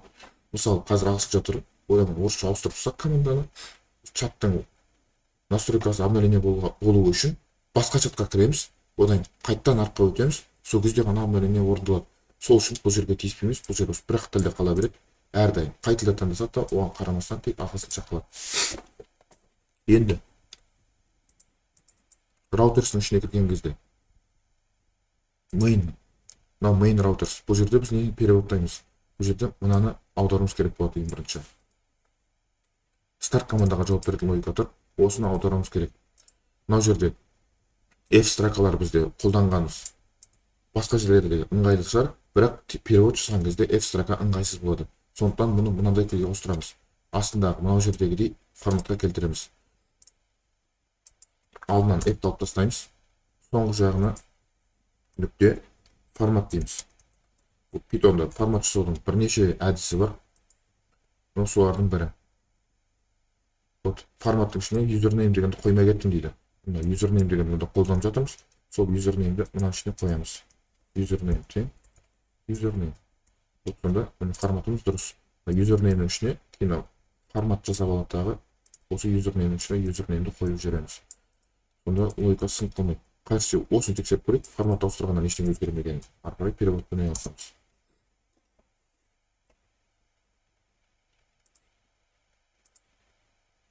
Старт командасы керек ол үшін. Мына жақта старт жасалады. Мінекей, ештеңе өзгерместен істеп тұр. Менің атымды форматпен қойып жіберіп тұр. Кодты тоқтата салайық. Бізге бұл не үшін керек? Бұл біздің перевод жасайтындарымыз осындай тұрақты. Бізде статикалық дейміз ғой. Статикалық заттарды қажет еді. Динамикалық өзгеретін стрингтарды ол перевод жасай алмай қаламыз. Мынау статикалық түрде переводтай аламыз. Перевод жасап біткен кезде ол переводтың мәні де мынандай переменалар қоятын жерде қарастырып кетеді. Уже перевод жасалып, мынандай кілт сөздер қойылып кетеді. Одан кейін аударып біткеннен кейін барып, тиісті жерлерге формат арқылы сол кілт сөздерімізді қоя саламыз. Сонда переводпен бүкіл текстіміз переводпен аударылады, ал бірақ адамның аты, тағы да қоятын переменаларымыз аударылмай қала салады. Сол жағдай үшін мынау өте ыңғайлы. Ол текстті аудару үшін біз былай жасаймыз. Ең бірінші өзіміздің middleware-ді жаңағы сол middleware-ді аударатын шақырамыз. Былай қоямыз. Қазір сіздерге түсіндіріп өтейін. i18-ін тартып алайық өзімізге. Соның ішінде i18-ін біздің беріп қойған настройкамыздағы i18-ін нүкте getText деген методы бар. Бұл getText деген методты әшін шақыра салсақ былай болады. Барлық жерге былай осы тексттер сыртынан былай орап отыруымыз керек. getText деп. Былай жасақ, біздің middleware-де көрсетілген настройка бойынша мынау текстті перевод жасаймыз. Бірақ бізге әрдайым перевод жасау үшін бүйтіп ұзын нәрсені жазып отқан ыңғайсыз ғой. Сондықтан осыны былай жасақ болады. getText деген функцияның өзін шақырмастан мынандай нижний пробелге ауыстырып қойсақ болады, теңдеп. Көбінде осылай істеген келісіліп болған нижний пробелді қолдану. Сөйтеміз дағы барлығын шақыратын жерге нижний пробелді жасамыз. Сіздер өздеріңізге ыңғайлы болса, кез келген затпен ауыстырсаңыз болады. Мен нижний пробелді қалдыра беремін. Сіздер т деп қойып, барлық жерге т деп жазсаңыздар да болады. Кейдегі тілдерде осылай ұсынылады. Ал Python тілінде көбінде ұсынылатын осы нижний пробел. Мен нижний пробел түрінде қалдырамын. getText деген функцияны нижний пробел деген айнымалыға теңшеп қойдық. Сондықтан осыны кез келген жерде тура осы i18-ден getText сияқты қолдана береміз. Осылай нижний пробелді қойдық и мына перевод жасап жібереміз. Перевод біткеннен кейін форматировать етіп, ішіне керекті айнымаларды саламыз. Сонымен біздің переводымыз жасайды. Тура осылай барлық тексттердің арасына қойып шығамыз. Мысалы, мынау жерде строка бойынан жақшаның ішінде тұрып, алдына бірден бүйтіп қоя саламыз. Сонымен мынау жерде str object is not callable. Мына жерде қараңыздар. Бізде мынау жерде нижний пробел бар, и мына жерде нижний пробел бар. Python бізде түсінбей тұр. Мынау нижний пробелді қолданып жатсың ба, мынаны қолданып жатсың ба деп. Бірақ Pythonның логикасы бойынша ең соңғы жарияланған нижний пробелді қолданады. Сондықтан ол қазір мына жерде строканы алып алып бөліп алғаннан кейін сол строка ол функционалистті неғып сен шақырып жатсың деп түсінбей тұр. Сондықтан біз мына жерде керек емес айнымалы болған соң бұл жерге екі нижний пробел қоя саламыз. Бұл ешқандай мағына бермейді, просто перемендің атын екі нижний пробел қоя салдық. Мына менен бірдей андай айқасып қалады ғой. Python шатасып қалмау үшін мұнда екі нижний пробел, ал біздің переводчигіміз бір нижний пробел. Сол үшін ары қарай мына жер переводталады, керекті переменалар өйстіп қойыла салады. Енді тура осы әрекетті барлық файлдар үшін қайталап шығамыз. Мынаны көшіріп аламыз.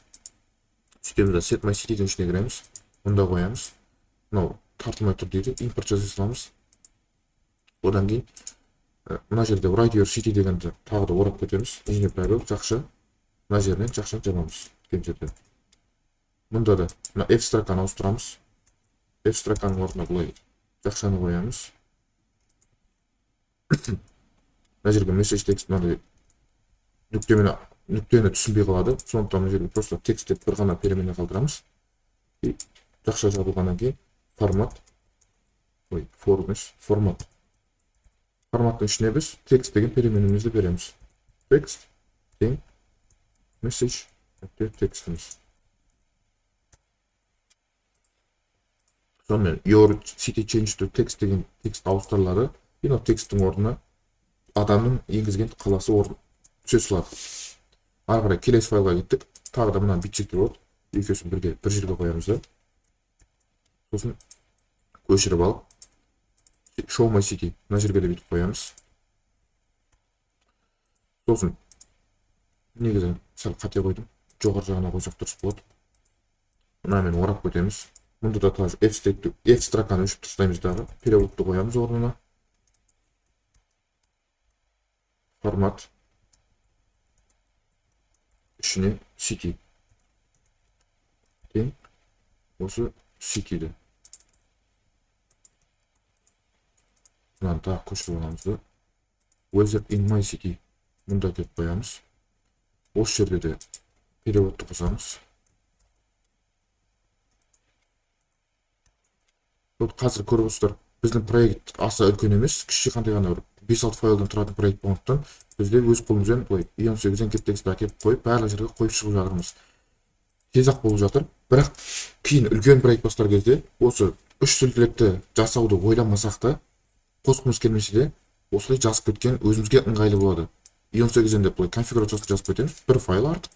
Одан кейін мына жерге babel config деген бір ғана файл. Сосын болды. Қалған бәрін настройкаларын өздері ion8-ден переводтың логикасын бәрін өз астында қамтамасыз етеді. И біздің шақыратымыз тек мынандай ғана. Барлық проектті жасап жатқан кезде нөлден бастап бүкіл аударылу керек тиісті жерлердің бәрін осылай бірден қойып кеткеніміз өте жақсы практика болып табылады. Өйткені егер біздің проектімізде үш тілділік керек болмаса, көп тілділік дегеніміз керек болмаса, онда проект просто сол күйінде қала салады. Сіздер артық жұмыс жасамайсыздар, тұрады, бірақ перевод жасалмайды. Осы текст қайтып келе салады. Ал егер сіздерге перевод керек болып қалатын болса, көп тілдікті қолдау, онда сіздерге уже настройкасының бәрі жасалып қояды, переводтың бәрі тұрады. Сіздерге тек 1-2 команда орындасақ жеткілікті болып қалады. Осылай жеңілдігін көрсетеді. Сол үшін мынаны проектті бастаған кезде бірден осылай барлық жерде переводпен орап кетіп отырғанымыз дұрыс. City is not selected. Формат. Мына жерге формат керек емес, өйткені бізде ешқандай перемене жоқ қой. Мен айтып отырып, сәл алға кетіп қалыппын. Енді келесі, мынау жерде перевод керек. Алдынан просто бүйтіп қоя саламыз. Болды. Перевод осы жерде орындалады. Енді қарап отырсақ, барлық жерде қойған сияқтымыз. Мынау просто бұл функциямызға перевод керек емес, ол серверден тек данныйды қайтарады. Main. Мынау жерде жоқ. Бұл жерде ешқандай логика жоқ, тек қана басқа раутерларды қосқаны болмаса. Енді қазірше бізде енді переводтарды қолданатын жердің бәрін баптап кеттік. Бізде переводтардың өздері жоқ. Бұл кезде ботты қоссақ, бот қандай кілттерді қойдық, сол кілттерді по умолчанию қайтара береді. Қазір перевод жасағысы келеді, бірақ бұндай перевод жоқ болған соң осы текстпен қайтадан жауап береді. Сондықтан ботымыз ешқандай логикасы сынбай жауап бере береді. Мысалы, старт десек, мінекей. Тура сол тұрған сөзбен жауап беріп жатыр. Әзірше перевод қолданылады. Переводымыз жүзеге аспады. Өйткені біз толық настройка жасамадық. Және де логикасы да сынып қалған жоқ, жұмыс жасап тұр. Бұл жаңағы айтқаныма қосалқы дәлел болып табылады. Біз егер қосымшамызда переводты қаламайтын болсақ та, бірақ осылай жазып кеткен болсақ, приложение сынбай осылай жұмыс жасап тұрады. Ал егер переводты қаласақ, қазір ары қарай қалған 1-2 команда арқылы перевод жасаймыз. Міне. Енді iogramның өзінде де ресми документациясында осы жайлы айтылып кеткен. Қалай переводтарды қолдану керектігін. Мына жерде utils translation. Utils ішінде translation. Қарасаңыздар, міне осы страницада бүкіл нәрсе жазылып кеткен. Қалай трансляция жасауға болады, қандай командаларды орындауға болады. Мен осының барлығын мұнда өзіме жазып алған болатынмын. ion8-ден on iogramды. осы жерге барлық командаларымды тізіп жазып қойғанмын. Мұнда бізде қарап отқандарыңыздай 3 түрлі файлдардың түрлері бар. Pod дегеніміз Portable Object Template, сосын PO дегеніміз Portable Object, және Mo дегеніміз Machine Object. Бізде қазір перевод ретінде қолданылатындар осы 3 түрлі файлдар болып табылады. Бұны IOgram өзі под капотан дейміз ғой, өзі генерация жасауға көмектеседі бізге. Біз тек қана жаңағыдай проекттің барлығын переводтармен былай орап кеткен болсақ, барлық перевод жасалатын жер орап кеткен болсақ, IOgram команда арқылы осы біздің барлық орап кеткен жерімізге барады. Солардың переводтарын locales деген папканың астына әр тілге жеке-жеке, әр локалға жеке-жеке кілт сөздерін қалдырып, соның астына переводтарын жазып қояды. Өте ыңғайлы. Қазірше бүйтеміз. Мынау біз install IOgram IM8-ді орындап қойғанбыз. Қайтадан жасасақ, жарайды, артық болмайды. Егер орнатылып қойған болса, already satisfied деген жазуды көреміз. Міне, already satisfied. Бұрыннан орнатылып қойған. Мынау жерге келіп, келесі команда. Барлық тексті былай орап кеттік. Мынандай нәрселермен hello world деген сияқты. Және ескерте кететін жағдай, мына біреу трансляция жасайтын осы перевод функцияның барлығын тек функциялардың ішінде қолдануымыз керек. Мынандай жерге шығарып қойсақ, қате шығарады. Мысалы, переводты аламыздағы мына жаққа жазып қоятын болсақ, қате болады. Мына нәрсені перевод жасай алмайды. Бұл тек динамикке шақырылатын нәрсе, сондықтан ондай жасап кетуді жөн көрмеңіздер. Тек былай жасап кеткен ғана жөн болады. Енді ары қарай мына нәрсені қой деп айтты, бұны қойдық Babel конфигурацияның ішінен. Енді генерация үшін командадан былай. Ең бірінші pod файлдан шығарамыз. Мына бізге pod деген файлды генерация істеп алуымыз керек. Мына команданы қолданамыз. PyBabel extract f, сосын Babel конфигурацияны қолданып, locales messages pod деген жерге саламыз. Және қазіргі біз отырған жолдан, немесе қазіргі біз отырған папкадан копировать болып, мұнда саламыз и enter.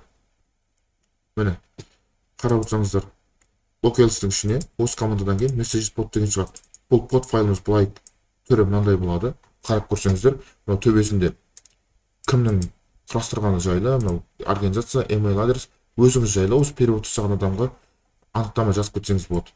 Бұл бас жағы. Ал одан кейін мынау жерде не бар? Барлық переводтардың бәрі осы жерге бірінен кейін бір жазылады. Мысалы, routers main'нің ішінде мынандай перевод бар. Hi username бірдеңе деген. Осының нәрде мәнін сұрап тұр. Одан кейін main пайдың ішінде 36 строкадан мынандай перевод бар. Сізді барлық жерге қойып кеткеніңіз осы жерде шығады. Мына жерде егер переводтарыңыз толық көрсетілмей тұрған болса, бір тексеріп шықсаңыз болады. Мынаны былай экранның жасына қоя салайық, ал мына жақта тексеріп шығайық. Міне, біздің конфигтің ішінде ештеңе жоқ екенін көрдік перевод. Тек раутерстің ішінде бар. Main'ға кіреміз. Main'нің ішінде мінекей main 20 строкада перевод бар. Main 20 строкада перевод бар. 20 строка көріп тұрмыз. Мына жақта main 36-да тағы да бір перевод бар. Main 36. Міне, көріп тұрмыз, перевод бар. Келесі ары қарай кетіп тұр, бізде set my city'дің ішінде перевод бар. Set my city'ға кіреміз. Бұның ішінде 40 строкада бар дейді. Set my city, жоқ, 26 строка. 26 строка мына жерде перевод тұр. Көріп тұрмыз оны да. Келесі set my city 17-де, show my city 17-де тұр. Show my city 17. Мына жерде строкада перевод бар. Ары қарай weather in my city. Weather in my city 18. Weather in my city 18. Мына жерде перевод бар. Көріп тұрғандарыңыздай. Сосын 23-ші строкада перевод бар еді, оны көрмей тұр. Неліктен көрмей тұр екен, оны қазір қараймыз. Мына жерде фази дегеніміз, переводтар бірнеше рет қайталанып кетті деген сияқты көрініп тұр. Бірақ бізде қайталанған жоқ, оған назар аудармаймыз.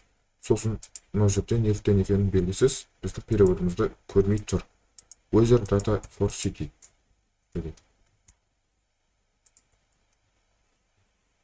Менің ойымша бұл, мынау текст бізде қайталанып тұр ғой, сондықтан екі рет жазып кетіп тұр. Мына жерде routers weather in my city-ның ішінде 23-те жазылып тұр.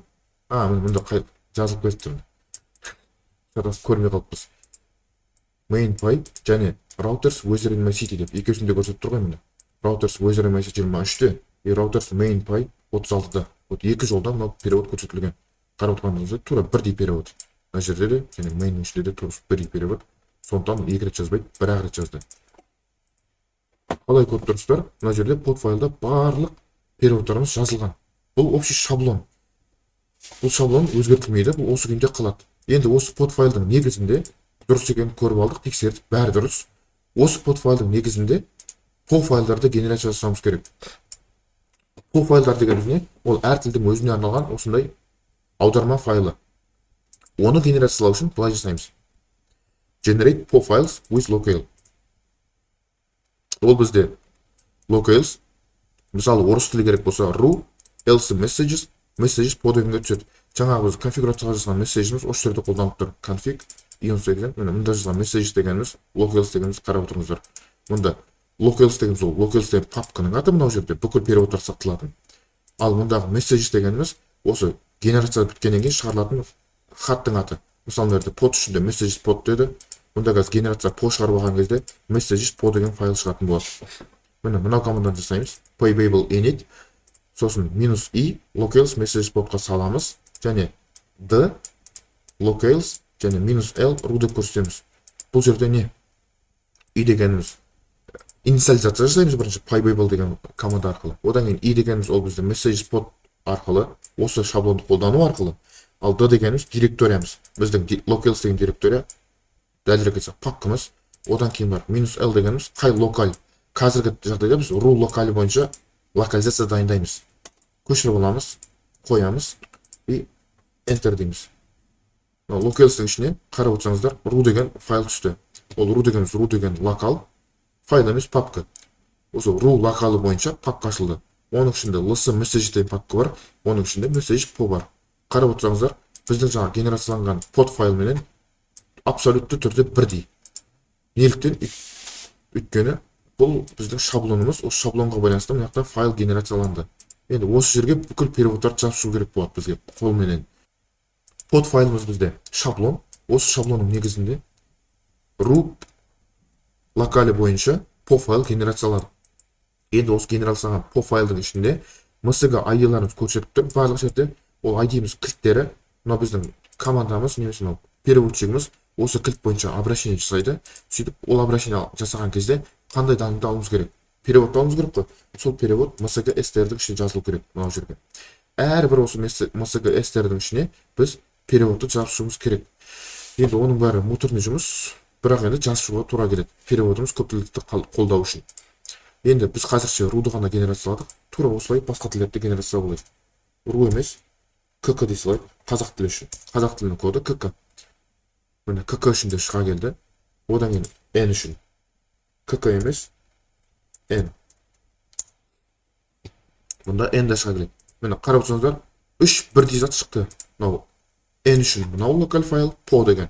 Мынау kk үшін, мынау ru үшін. Осы жерде барлығына переводтарын толық жасап шығамыз. Одан кейін ботты қосып көреміз. Қазірше мен тестте осыны жасап шығайын. Мынау English'тің ішіне кіреміз де. Бұл жерде қатты қиын емес English'тікі. Бұл жерде тек мынадан бастап аударамыз ғой. Ағылшынша сол күйі қала береді. Сондықтан мынаны көшіреміз де. Мына жерден бастап көшіреміз. Мына жерге қоя саламыз. Сосын мына жерде де тілдеме мәні тура келеді ағылшын тілінде. Сол үшін аударып қиналып жатпаймыз. Write your city-ді көшіреміз де. Write your city деп жаза саламыз. Берге write your text. Мына жерде былай. Мына жерде write your city. Ответті write your city қайтады. Мұнда жазамыз. Міне ағылшын тіліне аударып біттік. Енді тура осылай орысша аударамыз. Мұнда орысша былай аударатын боламыз.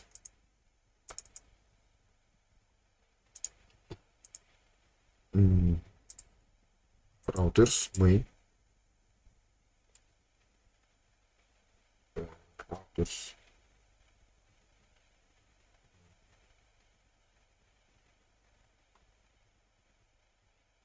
Routers, мы. Міне.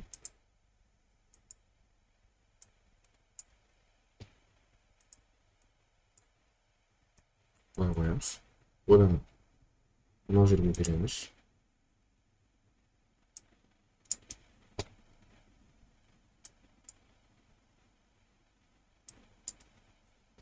Келесі write your city.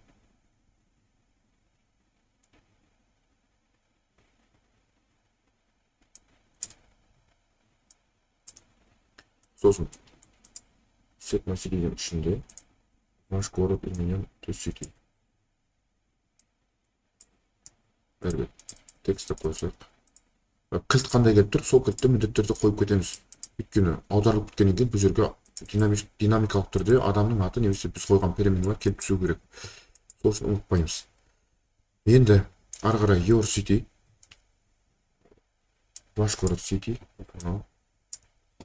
weather in my city, погода в моем городе.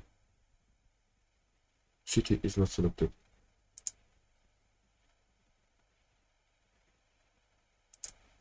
Здесь он сказано. Город не выбран. Мінекей. Орысшасын аудардық. Тура солай қазақ. Мен мынау файлды қазір КК-ның ішіне жазып қойыптым, кешіріңіздер. Рудың ішіне жазу керек еді. Ештеңе етпейді, біз бүйтесіз сызықты болады. Мынаны әзірше атын КК дей салайын. Шарасы қалпын үшін. Мына рудың атын КК деп өзгертіп саламын уақытша. Екеуісін орын ауыстырғандай қойып, мына КК-ны қайтадан ру деп өзгертіп саламыз. Сонда бізде қазір рудың ішінде орысша аударылғанымыз жатыр. КК-ның ішінде әлі ешқандай аударылған жоқ. КК-ны аударамыз. Ол үшін барлық кілттерге барып шығамыз. Қазір мен вручную қолмен бәрін аударып жатырмын. Бірақ бұны аудару үшін арнайы программалар бар. Тегіні бар, ақылысы бар. Солардың ішінде ең ыңғайлысы PoEdit деген программа болып табылады. Оны қолданып көрсеңіздер де болады. PoEdit. Менде қазір компьютерде бар. Оны просто сіздерге көрсету үшін қолмен аударып көрсетіп жатырмын.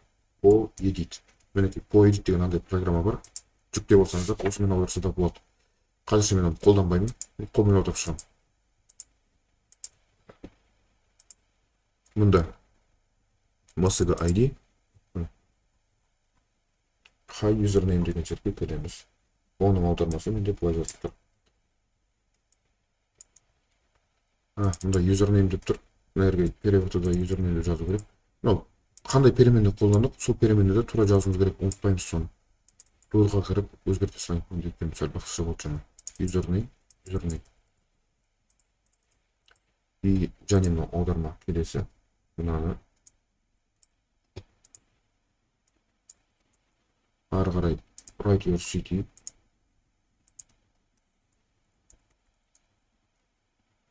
Қалаңызды жазыңыз болады. Ары қарай your city change it to. Сөйтіп қалаңыз маған өзгертілді. Мына жерде текст болып тұр. Мына жерге текстті жазамыз. Переменнің аты бірдей болу керек. Ескертемін тағы да. Одан кейін your city былай болады.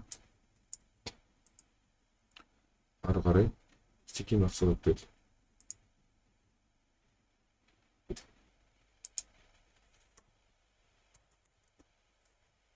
Қала таңдалмады.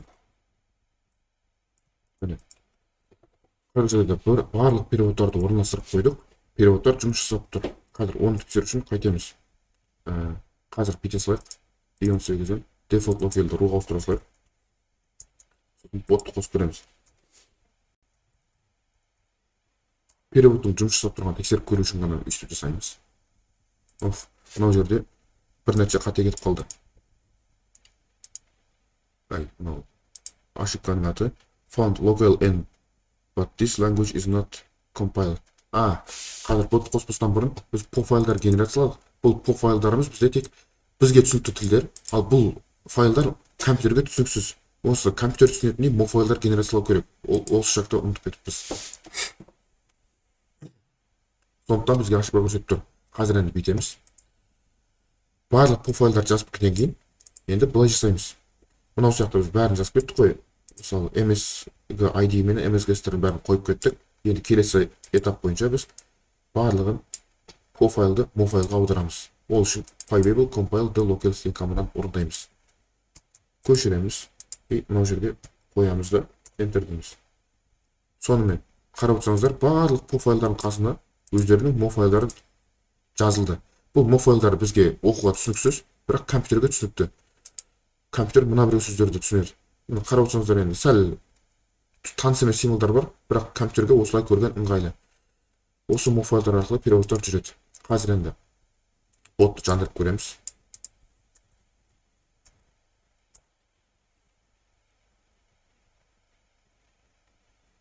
Бот қосылды. Енді мына жерге старт дейміз. Мінекей, қарасаңыздар, тұрақты дефолтный по умолчанию локалды ру деп қойдым, сондықтан ол маған орысша жауап беріп тұр. Демек біз локалде дұрыс қостық, бәрі дұрыс жасап тұр. орысша аударылған көрдік. Бірақ бізде бұл нәрсе дұрыс емес. Бізге енді осы тілді ауыстыратындай бір логика болу керек. Мұнда set language деген жеріміз бар ғой. Осының логикасын қарастырмай кеттік. Осы set language'дің ішіне тіл ауыстыратын логиканы қосамыз. Қазірше ештеңе жасамайды, соны жасаймыз. Енді ол үшін бізге керек localhost жабамыз, config жабамыз. Раутерстің ішіне кез келген раутерді көшіріп қайтып болса көшіреміз дағы, ставить. Мына жерге set language.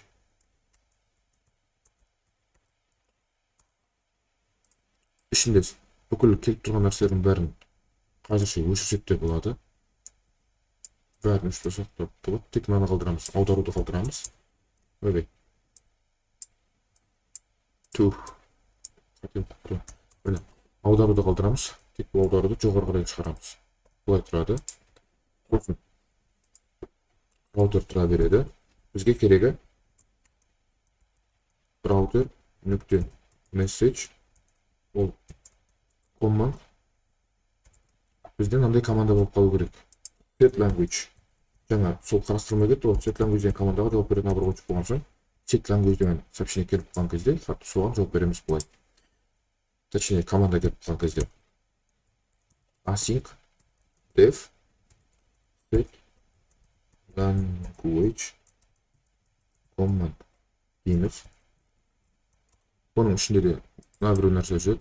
Көшіріп алсақ, басқа жақтан қайтадан жазып жүргеннен көріп бүйтеміз. Енді біз бұл жерде не істейміз? Тіліңізді таңдаңыз деген хат шығаруымыз керек. Await message answer choose your language. Бірден перевод қойып кетеміз. Өйткені бұл сөздің өзі де аударылу керек. Мына жерге choose your language.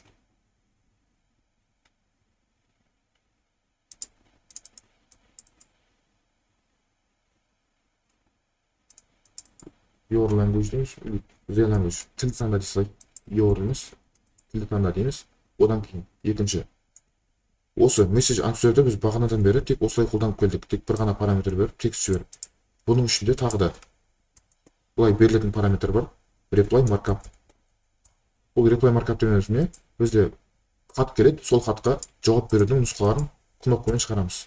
Және кнопкалардың да екі түрі бар. Біреусі inline buttons, екіншісі reply buttons. Екеуісінің разницасы мынандай. Мынау bot фазердің ішінде қарап отырсаңыздар. Мына біреу кнопка шығып тұр ғой. Бұның барлығы inline баттындар. Біз қазір inline баттындармен жұмыс жасайтын боламыз. Ал reply баттындар дегеніміз ол клавиатураның астынан шығады, сообщение запистердің астынан көтеріліп шығатын кнопкалар. Ол кнопкалар біздің жағдайға келмейді қазірше. Енді қаласаңыздар, онымен де істесеңіздер болады, бірақ оның обработкасы логикасы басқашалау. Мынау inline баттының кнопкасы, логикасы сәл управляемый дейміз ғой. Ыңғайлырақ бізге. Reply markup тең inline keyboard markup мені бірінші ұсынып тұр, маркапты қоямыз. Бұл маркаптың ішінде бір параметр бар, inline keyboard тең дейміз да, ол параметр бізде қабылдайды екі өлшемді массивті. Бұлайша жазақ матрицаны ғой. Ол матрицаның ішінде кнопкалар болу керек. Мына жерге бұлай жазамыз. Inline keyboard button болу керек. Маркапты қойсақ пока что, бірақ өшіреміз дағы keyboard button болу керек. Бұны импорт жасаймыз еще. Жаңағыда тек класстың өзін жазып қоймаймыз. Бұл класстың объектісін құрастырамыз. Оның ішіне бірінші текст.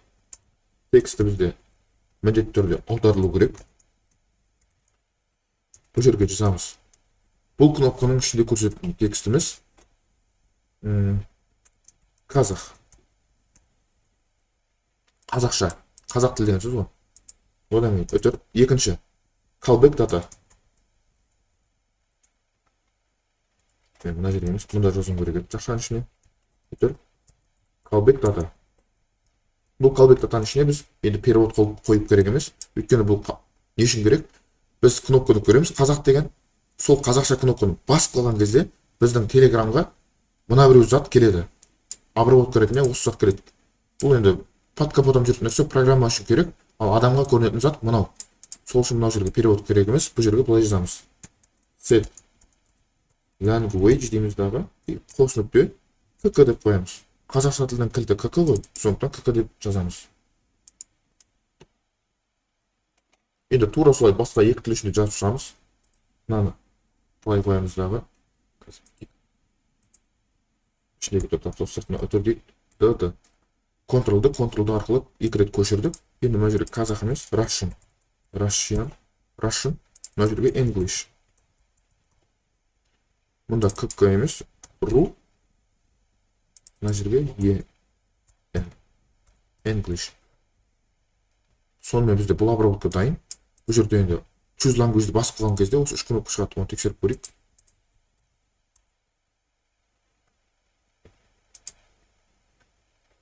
Мінекей меню. Бұл емес, біздің өзіміздің ботқа кіру керек. Мынау ботқа. Set language. Бізден ұмытқанды. Нені ұмытып кеттік біз? Біз ұмытып кеттік мынаны диспатчерге қосуға ұмытып кеттік. Бізде жаңа раутер бар, бірақ ол диспатчерге қосылмады. Сондықтан мұнда mainға кіреміз. Мұнда set my city'дің орнына дублировать ете саламыз дағы, д арқылы. Set language бола салады. Сосын раутерді set language router дейміз. Set language router. Бұл раутерді мына жерге қосамыз, бұлай өтір арқылы. Мінекей раутерді қосқаннан кейін ботты іске қосамыз.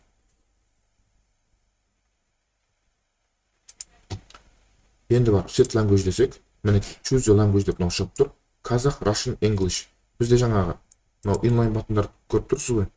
Біз берген inline батындар set language деген кезде. Inline батындар бізде тігінен көрсетіліп тұр, вертикально, жоғарыдан төмен қарай. Осыны горизонтально көрсетсек те болады. Ол үшін біз былай қыламыз. Мынау екі өлшемді массивті былай істей саламыз. Мынау қазірше бір массивтің ішінде үш массив жатыр, үш түрлі тіл үшін. Ал оны мына жерде былай қойсақ та болады. Мына екеуісін өшіреміз. Мынаны қойып түсіреміз. Мінекей. Осылай қоямыз дағы. Мынаны дублировать етіп. Russian. Мына жерге English. Мұнда бұл. Әрине мұнда үтірлерді ұмытпаймыз. Массивтің түрін көрдіңіздер. Мұнау сыртқы массиві бір-ақ элемент бар, ал ішіндегі массивта үш элемент жатыр. Осылай жасайтын болсақ, бізде тілдеріміз қазір вертикально орналасады.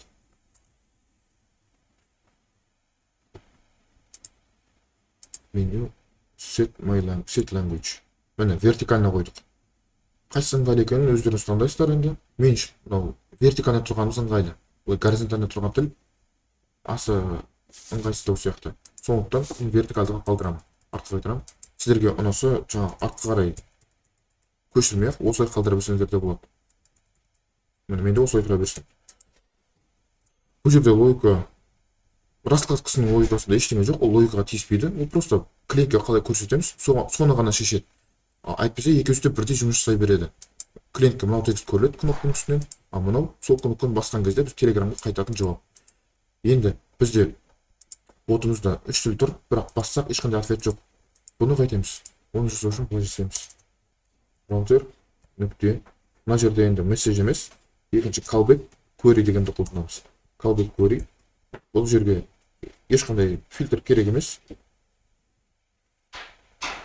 Қателестім, керек. Өйткені бізде қазір callback датаға set language кк деп береді ғой.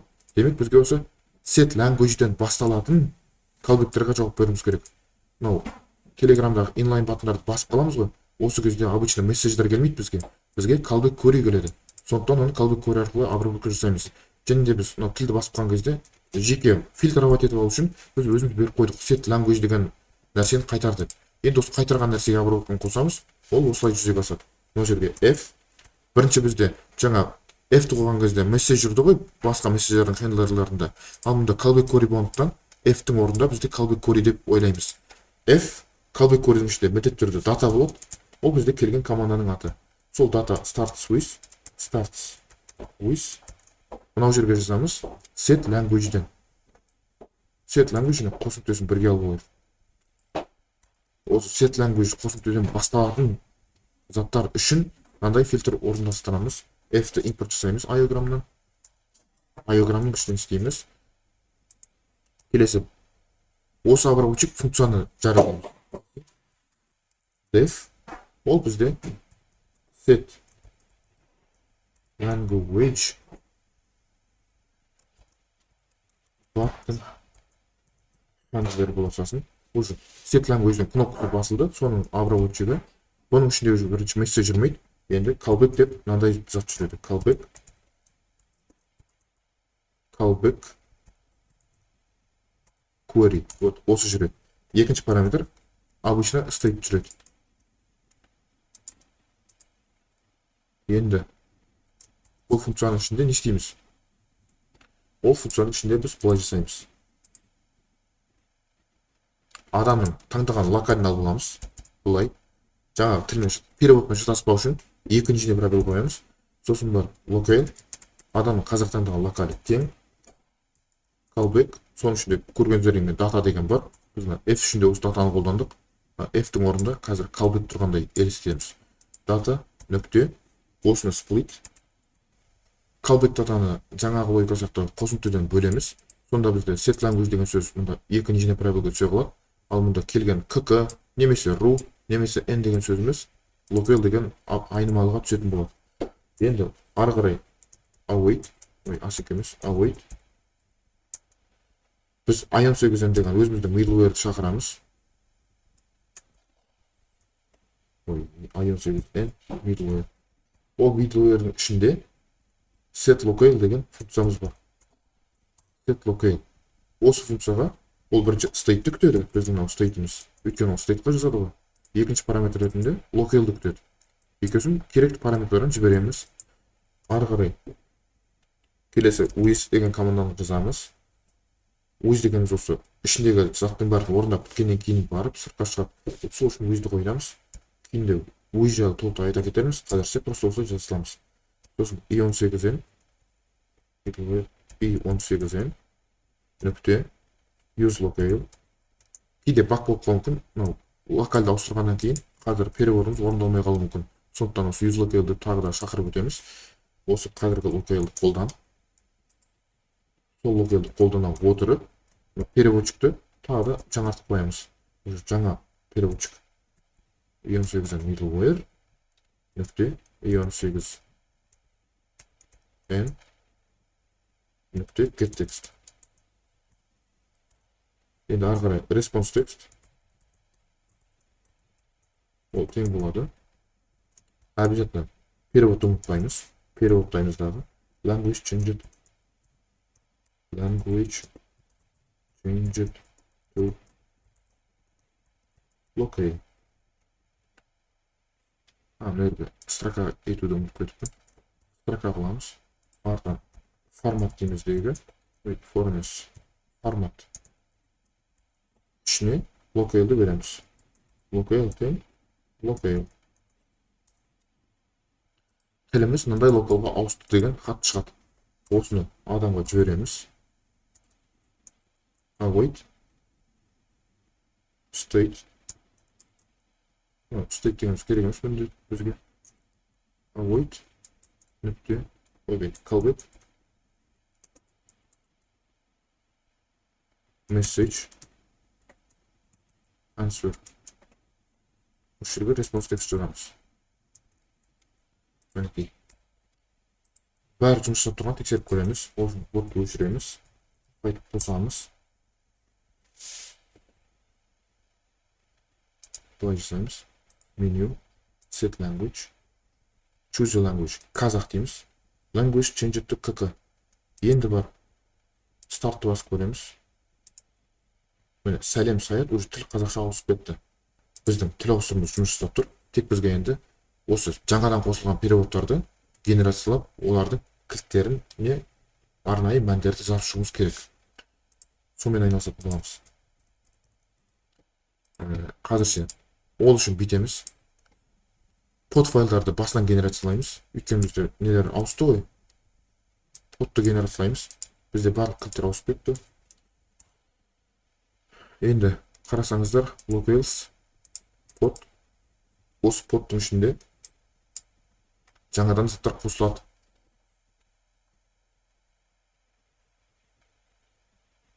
Жетпіс екі.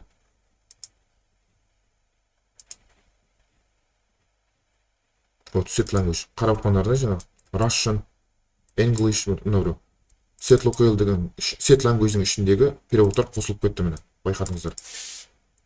Енді осы жаңарған код арқылы тағы да по файлдарды генерация жасаймыз. Дәлірек айтсақ, жаңартамыз. Ол үшін былай қыламыз. Мына команда арқылы осы жаңа қосылған переводтардың барлығын жаңағы барлық по файлдардың ішіне жаңартып қосып жібереміз. Жазамыз. Осының арқасында бізде n-нің ішіне кіріп көрейік. N-нің ішінде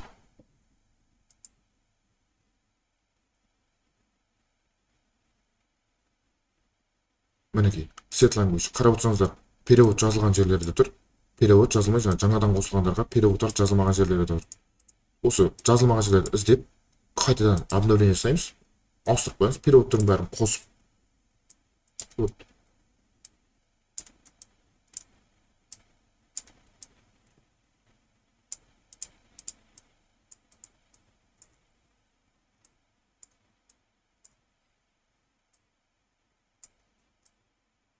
Ағылшынша қостық. Басқа да аударылмаған жерлер жоқ үш. Барлығы дұрыс. Енді КК-нің ішіне кіреміз. Қазақша ауыстырамыз. Choose your language. Енді дайын перевод толыққан жерлерден алып отырып, қайтадан бастан жазды. Set language-дің ішінде тілді таңдаңыз деген сөз бар. Одан кейін қазақша. Мына жерге түрік. Орысша. Мына жерге ағылшынша. Мына жерге language тіл мынандай болып өзгертілді. Тіл локал болып өзгертілді. Ол переводтарды қостық. Тура осылай рудың ішіне жасап шығамыз. По-ның ішіне кіреміз.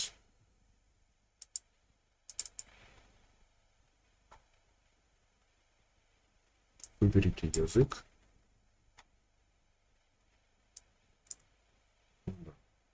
Казахский. Русский. Английский. Мына жерге язык есімін мынандай. Осыдан кейін по файлдарымыз өзгертілді. Сол по файлдарменен мо файлдарды өзгертетін боламыз. Ол үшін қайтадан pybabel compile the local дейміз.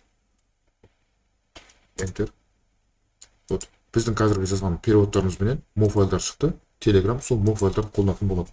Енді тағы да жазып көреміз. Main пайды қосып.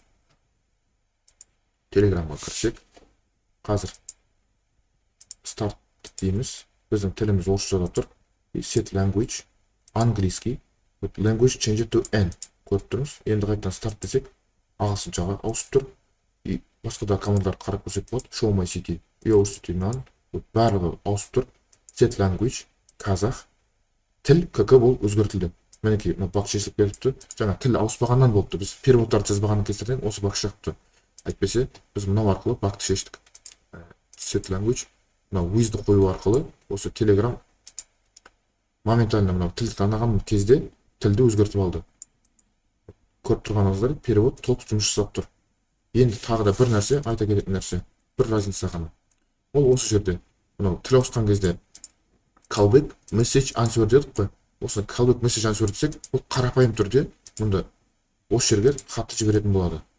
Ал егер message емес, callback'тің ішіндегі answer шақырсақ, callback answer деп, онда бұл бізге как уведомление сияқты андай хат жазбайды, өзіміздің экранға уведомление сияқты шығарады. Қазір оны тексеріп көреміз.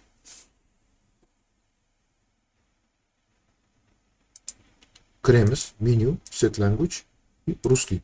Қарасаңыздар, мен язык изменен на ру деп осылай уведомление сияқты шығарды ғой бізге. Хабарландыру дейміз. Бұл callback answer менен callback message answer'дің айырмашылығы. Осымен бізде проект толықтай дайын.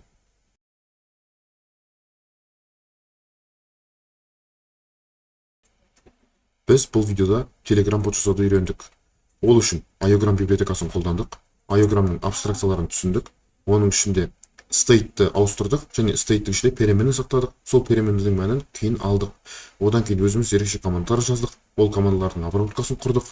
Және де ауа райын алатын сервисті қолдандық. Ол сервистен API кілт алдық. Сол API кілт арқылы сол сервиске запрос жіберіп, нақты уақыттағы ауа райды алып, соны Telegram ішінде көрсете алдық.